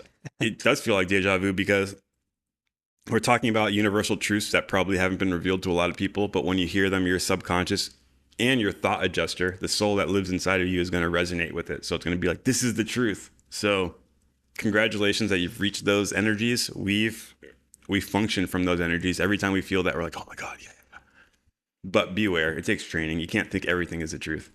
I'm not going to try to sit here and give you like a coaching on how to figure out if you can talk to your own high being or if it's your own thoughts, but that's for a different episode. And it's a very dangerous arena to be in. Don't think every thought you get is from God, you know? Oh my God, it's from God. You have to be aware. And like I said, I'm not going to talk because I can talk for 5 hours about that. But yeah, I mean, when you said deja vu, I did think like, oh, you know, we talked about the angels, how they guide humanity. The angels can send us thoughts that can influence us if we're open to receiving, if we specifically ask for it. And maybe some of these messages are messages from your spirit guides that they've been, you know, 100%. guiding you towards. Yes. And they guide you towards books in the world. Sometimes it's literal or shelf elf. Yes. It's like, wow, it's so weird that this book happened to come across my path. That could be influenced by a chain of events of non-human intelligence, the spirit guides. It's on you to get you up. Trying to get your idea graphs right, being like, hey, here's some concepts that you need to play with and, you know, sift through this because you need to understand the environment you're living in. You cannot, just by evolutionary experience, understand the full context of why things are the way that they are on this planet. No. There are ancient histories and ancient thought forms and lineages here that have been influencing you behind the scenes. And if you're not aware of that, you will live within their system your entire life. Oh my God, right? The allegory of the cave. Can't see outside the cave. That's all you think. You know what I'm saying? Fuck. That's the allegory of the cave on a cosmic scale, bro. Fuck. Ah! Give me goosebumps. You're right. See through the illusion. Come on. That's why we're here. We're here to pump you up to realize that this material shadow is nothing but a shadow. The realness is behind it, the values. If you're using material reality to gain, okay, if the only thing you perceive as material reality, then you're fucking wrong. You're already fucking up. The material reality is not. Science can tell you that. That's it. That's science. You perceive such a small spectrum of total energy. You can die now. Yeah. The amount of energy that you're actually perceiving just by a spectrum So in tiny. your eye is so tiny, which Small means you're bandwidth. not seeing it all. Nope. Exactly. And science can tell you that. Exactly. And so this material, if you're only using the universe for the material reality and material gain, you're fucking up. You're using the universe wrong. You're playing the game wrong. The material universe is nothing but scaffolding. You're supposed to learn spiritual lessons from physical things. Does that make sense? So like all this camera, all this stuff, these are just items so that I can learn more spiritual value, how to work as a teammate with you, breaking up and setting up and breaking down cameras, all this shit, building rapport, meeting other camera guys in the field. Yeah, what is the spiritual value behind something mundane like that? Just setting shit up. What we're doing right here, we're merging our souls right here to reflect when people's eyes look at us, we're now using our personalities as mirrors to reflect them up to God. And that experience is unfathomable. It's unmatchable. If you can use yourself as a mirror to redirect people's energies, not on you, but up to God, then you are now like living in that fucking that zesty mode. You know? There's a thought, like the thought form of teamwork is a cosmic divine thought. And pronouns. It doesn't matter how you're using teamwork. You could be setting up cameras, you could be playing a sport, but by developing teamwork, what you're representing is what the Urantia calls the first social relationship to ever exist in the universe is between the Trinity, is what it says. Yeah. And it says that partnership between these 3-in-1 beings manifest what is called the sevenfold universe. And it's because when you have 3 beings, there are 7 different types of actions. They can all act solo. They can all team up with one of the other persons, and then they can all make a team as a 3 and make a joint decision. And that comes out to a permutation combination of 7. which is why in the Star Hop video we showed you at the start, there's 7 super universes. Yep. It says that when God like manifests, it happens in these sort of dynamic, these patterns. Yep. And in this universe age, God is manifesting every potential within those 7 relationships that they act together on. God the sevenfold. And that once this is maximized, a whole new level of the universe is unlocked and a whole new like purpose. They say it's a little bit unfathomable that at some point the time-space goal will not be evolution, meaning like we don't go from simple cell organism to a complex organism and that's a success. It'll be something else. And that's hard to imagine because we are in the stage of the universe which is evolutionary progress. Yep. Going from fun. the least perfect thing to a perfected being. Can you get this little animal being that either came from a reptile origin species, a lemur species, a monkey species, and they became self-aware, they got self-consciousness? Can you take that being and really cultivate them into a pure spirit that is actually just as capable as these high angel light beings, the interdimensional NHI? Can you take the one-dimensional being to make them an interdimensional AI, interdimensional NHI, my alien afterlife, Star Hop? Sorry, there's a lot of You ideas. can. No, I mean, yes, I agree. And that's what the angels are working on, right? Yeah. That's exactly the cosmic career right there. You said it in a cooler, more swagged out way. You ran to gang, nigga. But that's what it is right there. I'm riffing off what we were talking about. Then I'm going to go back to MCPH. Wanted to wrap that up. It's funny how you talk about this, the 7 permutations, the 7 iterations of the Trinity, Father, Son, Holy Spirit, and there's 7 different combinations of the Father, Son, Holy Spirit that you can get that are unique, and then you exhaust them. You exhaust that potential, right? The only fucking revelation that talks about this is the Urantia book, and they break down the 7-fold God like more than anybody I've ever even encountered. That's a true sacred geometry. True sacred geometry, and it says the template pattern of Havona and Paradise, which all other universes derive their template geometric patterns from. I almost shit myself when I was reading Da Vinci's journal and he figured out the 7 from 3, and I was like, No way, that's in there? Yeah, it's in the Da Vinci journal. Holy shit. Fuck yeah, that's why I'm like, Da Vinci, of course, you knew, of course. What Caligastis said Da Vinci was Emmanuel's incarnation. Oh. Yeah, I know. I know, I don't want to go there. Did I say that out loud? I know, it's fucking crazy. You guys have no idea what you just proposed. I know, I don't even want, that's why I like to propose. Oh my God, your Ranch book reader hears that and like, what did he just say? Yeah, so whatever. That's cool. I have in Revelations 3:1. This is from the book of Revelation. The only time it says, to the angel of the church in Sardis. Yes. These are the words of him who holds the 7 spirits of God. So that's what it's talking about. And then it says, in the future, a book will be given to us that reveals the 7-fold nature of God. And we're talking about, and then it says that he gives us a sweet and bitter scroll with the 7-fold. The book of Enoch is the one that predicts the future 7-fold revelation. Okay. There's also the talk of the 7 spirits, which is not clearly defined, but it's there in Revelation, that number 7. The book of Enoch says that, yes. The book of Enoch is the one that says that they're prophesizing about a future 7-fold revelation. They're going to teach us about the 7-fold revelation. And we don't hypothesize. We know it's the Urantia book. It's the Urantia context, straight up, because they talk about it. I think I can pull that quote from the Enoch scrolls. And we've been kind of teasing about it, but we never really broke it down for the people. How do you get 7 from 3? It's easy. Just the Trinity is Father, Son, Holy Spirit, right? Okay. That's all you need to know is Father, Son, Holy Spirit. And you can get 7 from that. Okay. The first one would just be the Father by himself, right? That's 1. Number 2, Son by himself. Number 3, Holy Spirit by himself, right? So that's 3 different already iterations. Father, Son, Holy Spirit by themselves. Number 4 would be Father, Son combination. Number 5 would be Son, Spirit combination. Number 6 would be Spirit, Father combination. That's 6. What's left? Father, Son, Spirit combination, all 3. And that's 7. So when you get those are the different combinations you can get from 3. From 3, you can derive 7. And that's how you get the 3 and 7-fold revelation. So if we rewind it to the first universe, it's only a Father universe. The second universe, Son universe. Third universe, Spirit universe. Fourth universe, Father, Son universe. We actually live in the 7th universe. Earth is in the 7th and last iteration, which is kind of cool. We get all three. We're a balanced creation. We get Father, Son, and Spirit. I don't know, energy injected into our perceptive reality. So I guess like we really don't know how to perceive it because we're threefold beings. But if you were living in the first or second or fourth super universe, we wouldn't have a body. It would only be mind and spirit.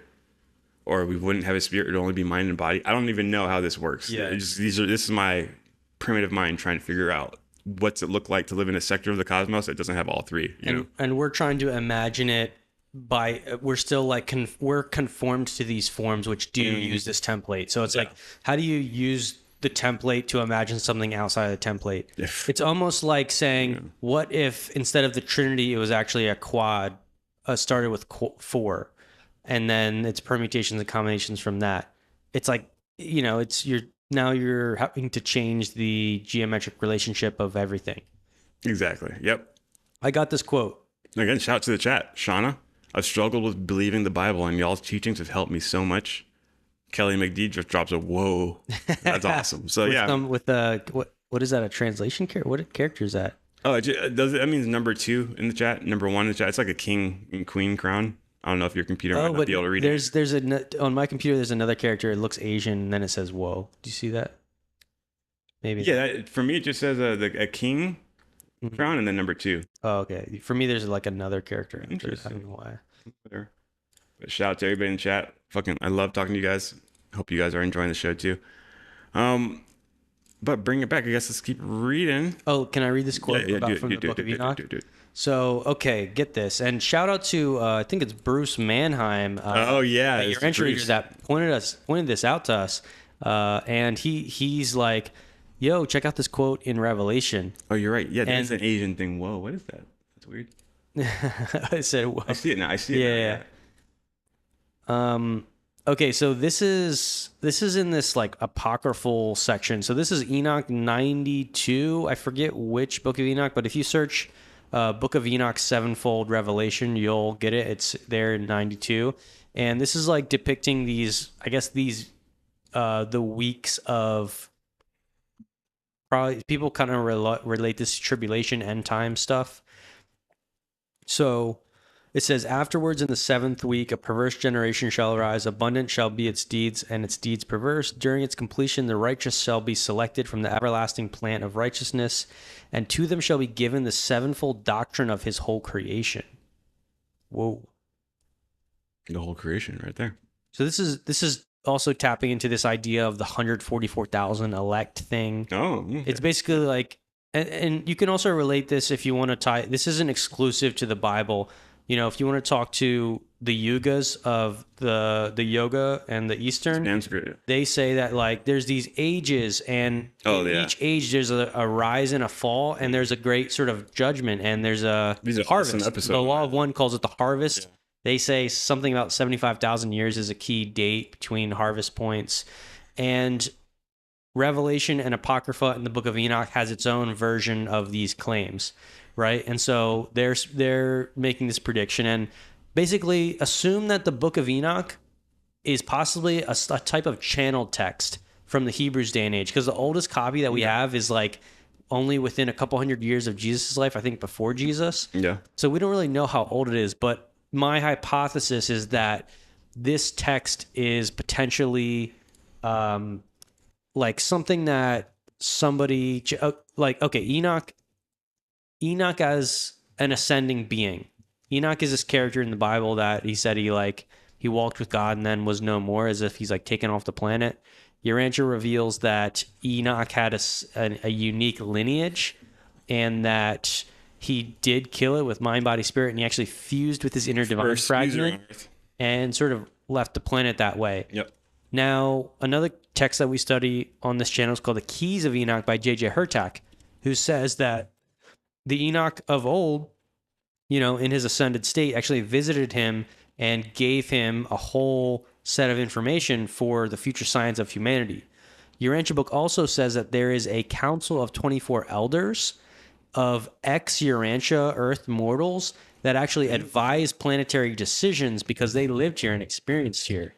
And they're flexing on them. Yeah, D-Bake's got the books up. And so you add up all those data points, and then you go, oh, the Book of Enoch itself, if it's not that old, if it's only around Jesus' time, and the events that it's talking about were about the Anunnaki and the Watchers, which happened like 200,000 years ago, then the modern writing we have is probably like a vision or a channeled text that the Hebrews had created, or somebody, a prophet, somebody made contact, and maybe Enoch himself actually helped transmit the information. I like that.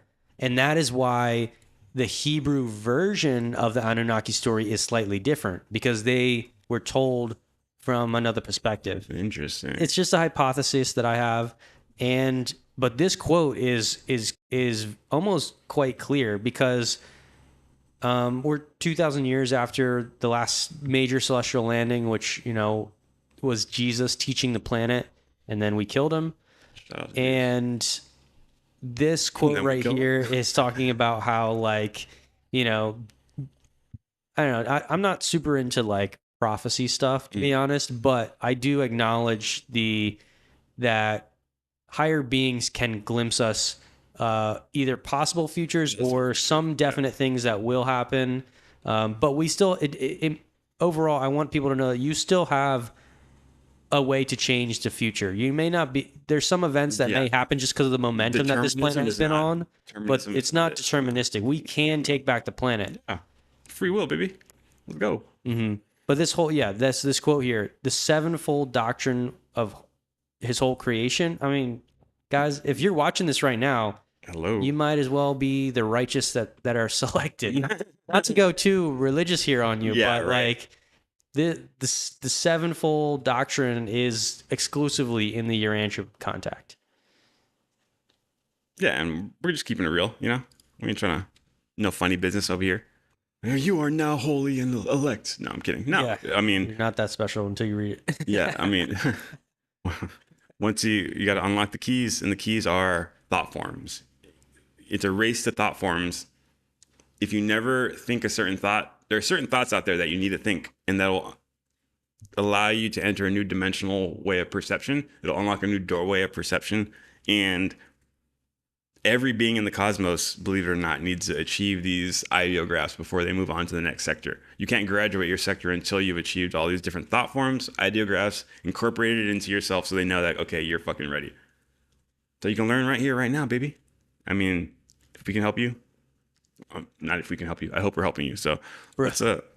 Oh my God. You know what's really funny? What? As I just like kind of read some of this, and we're not going to read all through it, but as I read some of this, some of the rhetoric reminds me of how people believe that the Galactic Federation is going to like come down and like root out the elite. I mean, look at, there's like a 1-to-1 correlation. Perverse generation shall rise, abundant shall be. This one, 14. Sinners shall be delivered into the hands of the righteous, who during its completion shall acquire habitations by their righteous. House of the king is going to be established, and there's going to be judgment, for the ungodly. That's what people are saying about the Galactic Federation. Same thing. They're coming to down, clean out, drain the swamp, get all the bad people out. Wow, but they're talking like ancient kingdom. This is how an ancient person would relay the message, and now it's like this message is resurfacing. And the galactic peoples will come down, and they will help give us the power. They'll take away back the planet. The politicians who are manipulating. Yeah. It's weird that like these messages come through the same way in each age. Like, is that just an evolutionary thing, or is that like a real ideograph being upgraded? There you go. That's what I'm thinking. I think it's a real ideograph. Yep, just for each age. Yeah, just like how the Keys of Enoch says the Brotherhood are they can scan like the energy of the planet, get an ideograph, and kind of like meld it into it. Pretty wild. Okay, so I want to finish this MCPH1. Yeah, that's it. And that's probably all I got for the night. It was kind of late, but for the people right here, it's the center screenshot. So we're talking about, wow, we're just talking shit out of our ass. We're reading this crazy fucking UFO cases and talking about it like it's real. Everything from the Nordic Trump meeting that's fake. Yeah, exactly. And these guys over here just fucking whipping shit out of their ass. No, but it's part of my language. It's French, actually. I'm working on it. I'm learning. But there is science that backs up all these hypotheses. No, that backs up all these truths, okay? MCPH1. There's a gene called MCPH1. The MCPH1 gene is crucial for brain growth. And mutations in it cause primary microcephaly type 1, a condition where the brain is significantly smaller than average. This gene, also known as microcephalin, is involved in the proliferation and survival of neuroprogenitor cells. Its functions include a role in DNA damage repair and cell cycle control, with evidence suggesting that its proper functioning is vital for regulating neurodevelopment and brain size. So this gene is literally in charge of growing our brain, growing the cortex. If you don't have the MCPH1 gene, your cortex won't grow. You only grow like the bottom part of your brain. Okay. I did put a picture in the chat right here if you want to show the people. This is a lovely lady, and she has 2 daughters who have the microcephalin mutation. As you can see, Where they don't have this MCPH1. they don't have the MCPH1. You see their cortex? It's not Interesting. there. See? Okay. So that's the human beings without the MCPH1 gene. It happens to a lot of people. So it's crucial for brain growth. The role in brain growth, cell proliferation, and it also, like I said, it heals DNA damage response a lot quicker. So that's the first screenshot. I'm going to go up to the very top screenshot. I put the African lady. Yep, I have them up. The MCPH1 gene, which regulates brain size, was active approximately 200,000 years ago. So literally, the MCPH1 gene that causes our brain to grow way bigger than that small little animalistic looking thing, but grow a full cortex, it popped up in our timeline 200,000 years ago and 37,000 years ago at the very bottom. What the fuck? Are you kidding me? What happened 200,000 years ago? The Anunnaki rebelled and mated with us. Right. So that gene went into our fucking genetic pattern. Our brains grew. The mighty men of old. Mighty men of old. Crazy ass MCPH1 brains. They were just like us, and they were looking around at all those little girls who had a bunch of people with heads like that, and they were like, oh, fuck, bro. They weren't mighty men. They were just regular niggas, and everybody else was fucking, you know what I mean? Huh. And then the Urantia book says 37,000 years ago, Adam and Eve landed, and then they mated with us to increase our brain capacity by like a shitload. So when we study our DNA, whoa, MCPH1 gene increased 200,000 years ago when the Anunnaki landed and fucked us, and when Adam and Eve landed and fucked us. When I read this, I was by myself and my skin was like vibrating. And I was like, oh my God, oh my fucking God, here it is, smoking gun. And for quick reference, Adam and Eve their mandate was to not mate directly with us because it was supposed to be a long drawn out process. Yeah, they weren't supposed to. And but that 37,000 years ago was the point where they sort of rebelled and they made that decision, which is where we did get a huge increase. Now, I will say it's probably a little bit more. MCPH1 is one part of it. There's a bunch of other higher genetics that is involved in really increasing the capacity. But I bet MCPH1 gene is like the most noticeable thing. Yeah. And it's partly because there is we don't get one of our DNA strands. If you look, it's like the 9th or 10th. It's like it should never been like that, and it shows you like another thing, and it correlates to something. Interesting. Whatever, yeah. We gotta do a whole MCPH1 in that 9th DNA strain correlation. But yeah, did you have anything else to say? Sorry, I felt like I cut you off in the middle of that. I was just gonna say you can't just you probably can't just inject MCPH1. It's probably there needs to be a delivery system. Fix 'em. A delivery system, which includes a lot of other celestial biology. That's just all I want to say. Okay. Now to also bring it to let's see. And I always try to coordinate this. You know the Paracas skull? You've talked about the elongated? Yes. So these are supposedly some of the staff members that are rebelled and went to Peru. Okay. Right? And we know that the Anunnaki and the Adam and Eve were here to bring us bigger brain size with MCPH1, right? Remember King Tut? Mm-hmm.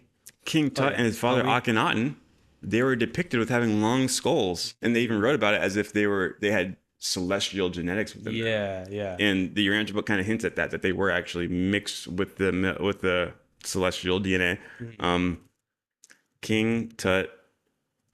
Let's see. Let's just look at his head. Copy image.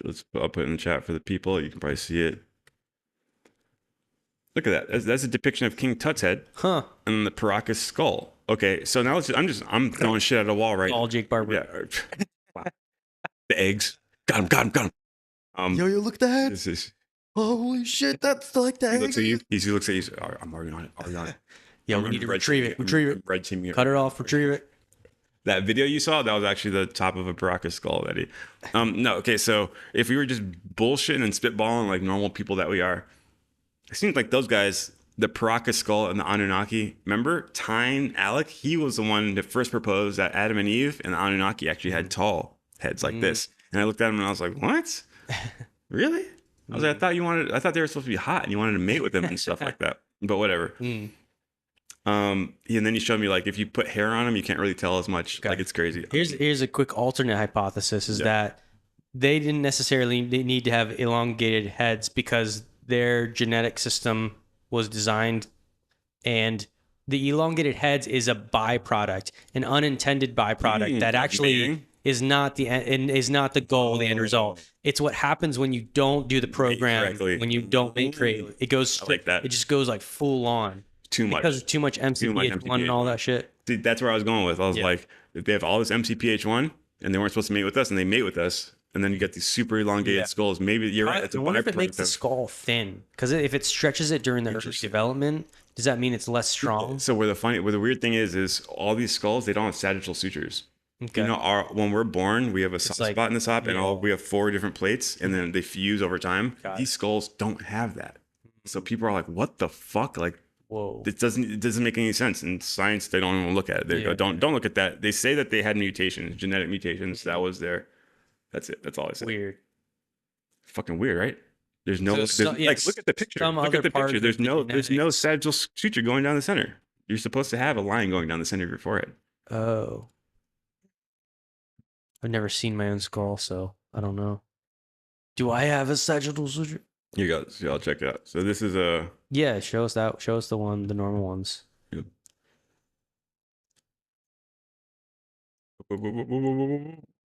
this is a normal sagittal suture. That's what it's supposed to have, but and all of the elongated skulls. Yeah, it actually has that like crazy line, like the jiggy jag. Look at this is directly one from the Paracas skull. So the one that goes the vertical one, look at not even there. Oh, this is the okay, the one going on the center. But it does have these ones in the front. The sides, yeah, but the sagittal one that goes north and south. Interesting. Isn't that weird? Very weird, man. Here's another one. It's not the exact same region. We're literally unraveling the ancient hybrid theory. That's why you came, people. Here's another one, and these are all found in Peru. Now, let's make a hot connection, if you don't mind. Oh, you're gonna post the Nordic skull next? Is there one? No. I mean, yeah, I'll put you an AI one from Planet K. Let's see. Okay, so this is from the Urantia book. It says, these Andites were the so-called later Dravidian, or what people call the later Aryan conquerors of India. Side note, Aryan was really Urian. You are Urian, people from Ur. The angels landed at Ur. Those are the high beings. I know we're not going to get into Hitler and the superior race, but that's what he believed. He believed that he was trying to trace his lineage back to these celestial beings. Just like the Illuminati trying to trace their lineages back to the ancient aliens. Yep, everybody's trying to do it. Jews, same thing. They try to trace. We're the Adamic race. Yes, the Jewish people are trying to trace their lineage back to Abraham and everything. Like, you know what I'm saying? Everybody's trying to trace their lineage back to someone. Very important. So these Andites are the so-called Aryan or Dravidians. They were the conquerors of India, and their presence in Central Asia greatly upstepped the ancestors of the Turanians. Many of this race, journeyed to China by way of both Xinjiang and Tibet and added desirable qualities to the later Chinese stocks, whatever. 132 of this race, embarking in a fleet of small boats from Japan, eventually reached South America, and by intermarriage with the natives of the Andes, Peru. Andes is in Peru. Okay. The Paracas skull is in the Andes. Established the ancestry of the later rulers of the Incas. And we know that the Incas, they became the Aztec rulers all the way up north because they were just down south. Native Americans, Peru, those are all the same people. They're just the king lineage. So the Anunnaki from Mesopotamia fucking made it to South America, Peru, gave them the tall skulls and created the kingship, you know? Damn. And then it says, established the later rulers of the Incas. They crossed the Pacific by easy stages, tarrying on the many islands they found along the way. The islands of the Polynesian group were both more and numerous and larger than now, And these Andite sailors, together with some who followed them, biologically modified the native groups in transit. Whoa. Many flourishing centers of civilization grew up on the now submerged lands as a result of Andite penetration. Easter Island was long a religious and administrative center of one of these lost groups. But the Andites who navigated the Pacific of long ago, none but 132 ever reached the mainland of the Americas. Okay. Call the History Channel. We Dude, got the Easter Island exactly. story. Dude.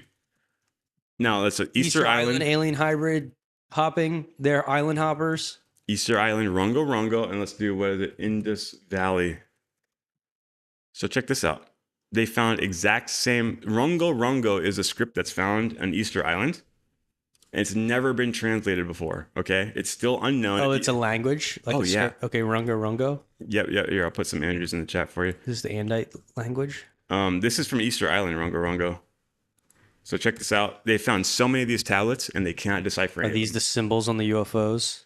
Oh, good question. Well, okay, so I put that image in the chat. Okay. You see that thing? Yeah, That the wood thing? resolution's a bit low. It is, sorry.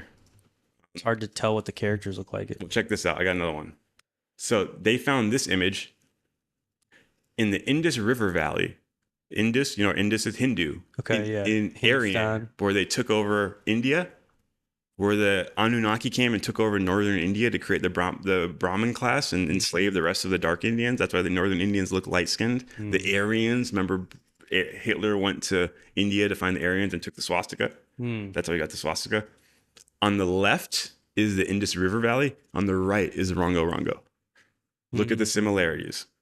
It's the fucking same shit, dude. The Anunnaki had the same alphabet in India and Sumeria, and they made it to Peru and still use the same fucking alphabet down in Rongo. Yeah. But the thing is, no one can decipher the Indus River Valley script either. So no one knows what Rongo or Indus River Valley says, but they match. Is that possibly a factor that they're drawing stick figures and it doesn't have the same type of extensive meaning? I'm just wondering, can you represent as much meaning with today's language in the stick figures? Are those stick figures? Is that what that is? I think maybe this isn't the left column is stick figures, and I think that's the Indus River, and the one right next to it with the non-stick figures, like the outline figures, that's a Rongo. So it's like the same thing but stylized different. You see how all the characters are side by side. And I'm probably vastly underestimating how much information can be represented in these characters. Like, who knows? Maybe just a slight different angle of a lot, dude. It's probably not correct to say stick figures. Even that's just funny. You're just talking shit. I'm just talking shit. Like this guy in the top right, kind of looks like a mantid with the two eyes. Yeah. Mantid and the triangle heads. You're right. It does. But no, it's probably a full ass language. So there's a huge connection right there. Celestial beings landed on Earth. There is a scientific evidence right there, and we're saying the Celestials went around, mated with us, created the Aztec Peruvian kingship lineage, and you can see it in not only the text but also the DNA. So there's some hotness right there. That's some hot shaft, and that's probably the end of my fucking segment for today. Amen. Play that beat. Yeah, we need to increase our soundboard. That would be the perfect moment to kind of segue and hit something interesting. But yeah, thank you guys for sticking around so long. Yeah. We really made quite a few jumps here, but honestly, if you think you can understand the history of NHI influence on this planet without some guiding forces, you've probably made a version of story just from Ancient Aliens on the History Channel, and that's probably pretty good because you don't want to read everything yourself. Most people we encounter, no, I don't want to read it. They're like, yeah, I was talking with a taxi driver on the way to Content and Desert. He's like, yo, you know about the Anunnaki? I'm like, oh yeah, bro. I know about the Anunnaki. Oh yeah, Do you want to know? How much do you want to know? Because we know about the Anunnaki. Actually, we can really tell you the story of the Anunnaki. Yeah. Yeah. So not hating, but it is important, I think, to not just always be spitball. Not everything is just a theory that you can just make up. Around with it. Yeah. There is a real time and there is a real history. There's subjective truth. And it needs to an objective truth. Yeah, it needs to actually connect with the planetary history that we have hints and mythologies about. Wow. First thing when I open up Reddit, the Trump post. I'm talking about how it's not AI. Using that hive. Using the CIA deep state to fuck, dude. That's I guarantee you, hilarious. not one person in the comment section knows that hive was fucking created by the CIA. Yeah, 2 of my posts got taken down, interestingly enough. Checks out. Repost them up to someone, a different one. But yeah, I'm done, man. I'm cool. Yeah. Yeah, guys. That's a wrap. That's a I'm wrap, just playing dog. some outro music here. Yeah. And thanks for watching. This Yeah, has man. been quite the journey. And we didn't even get into why these Nordics look like us. Oh shit, we didn't. Why? What is that DNA relationship? Yeah, you're right. I'll give you the summary. Yeah. The DNA Evolutionary Life Program is being run by celestial beings, billions of years old, who every 10th planet, they get to do massive iterations on the DNA Experiment. and experiment. And the Urantia book says that in our sector of the universe, we are the 60th iteration of the life program, and they were able to make considerable improvements. It also explains that all the intelligent free will beings are actually bipedal creatures, and this is Yes. just because this is an organized life program. They've designed this process. And yeah, that's why the Pleiadians look like us, because this program was brought to our planet by beings who installed it here and have unraveled a similar thing, but in a new, slightly set of different conditions. Yeah. And so we got cousins out there. We got the Nordics, got the Pleiadians, apparently. Gang, gang. Almost sapien gang. We might have a Mars base, but we'll leave it at that. So Yes, thanks sir. for watching, y'all. Love you guys. Remember who you are. Stay tuned for the next stream. If you're not subscribed, if you made it this far and you're not subscribed, you're fucking up. Press that subscribe button. Stay tuned. And until next time.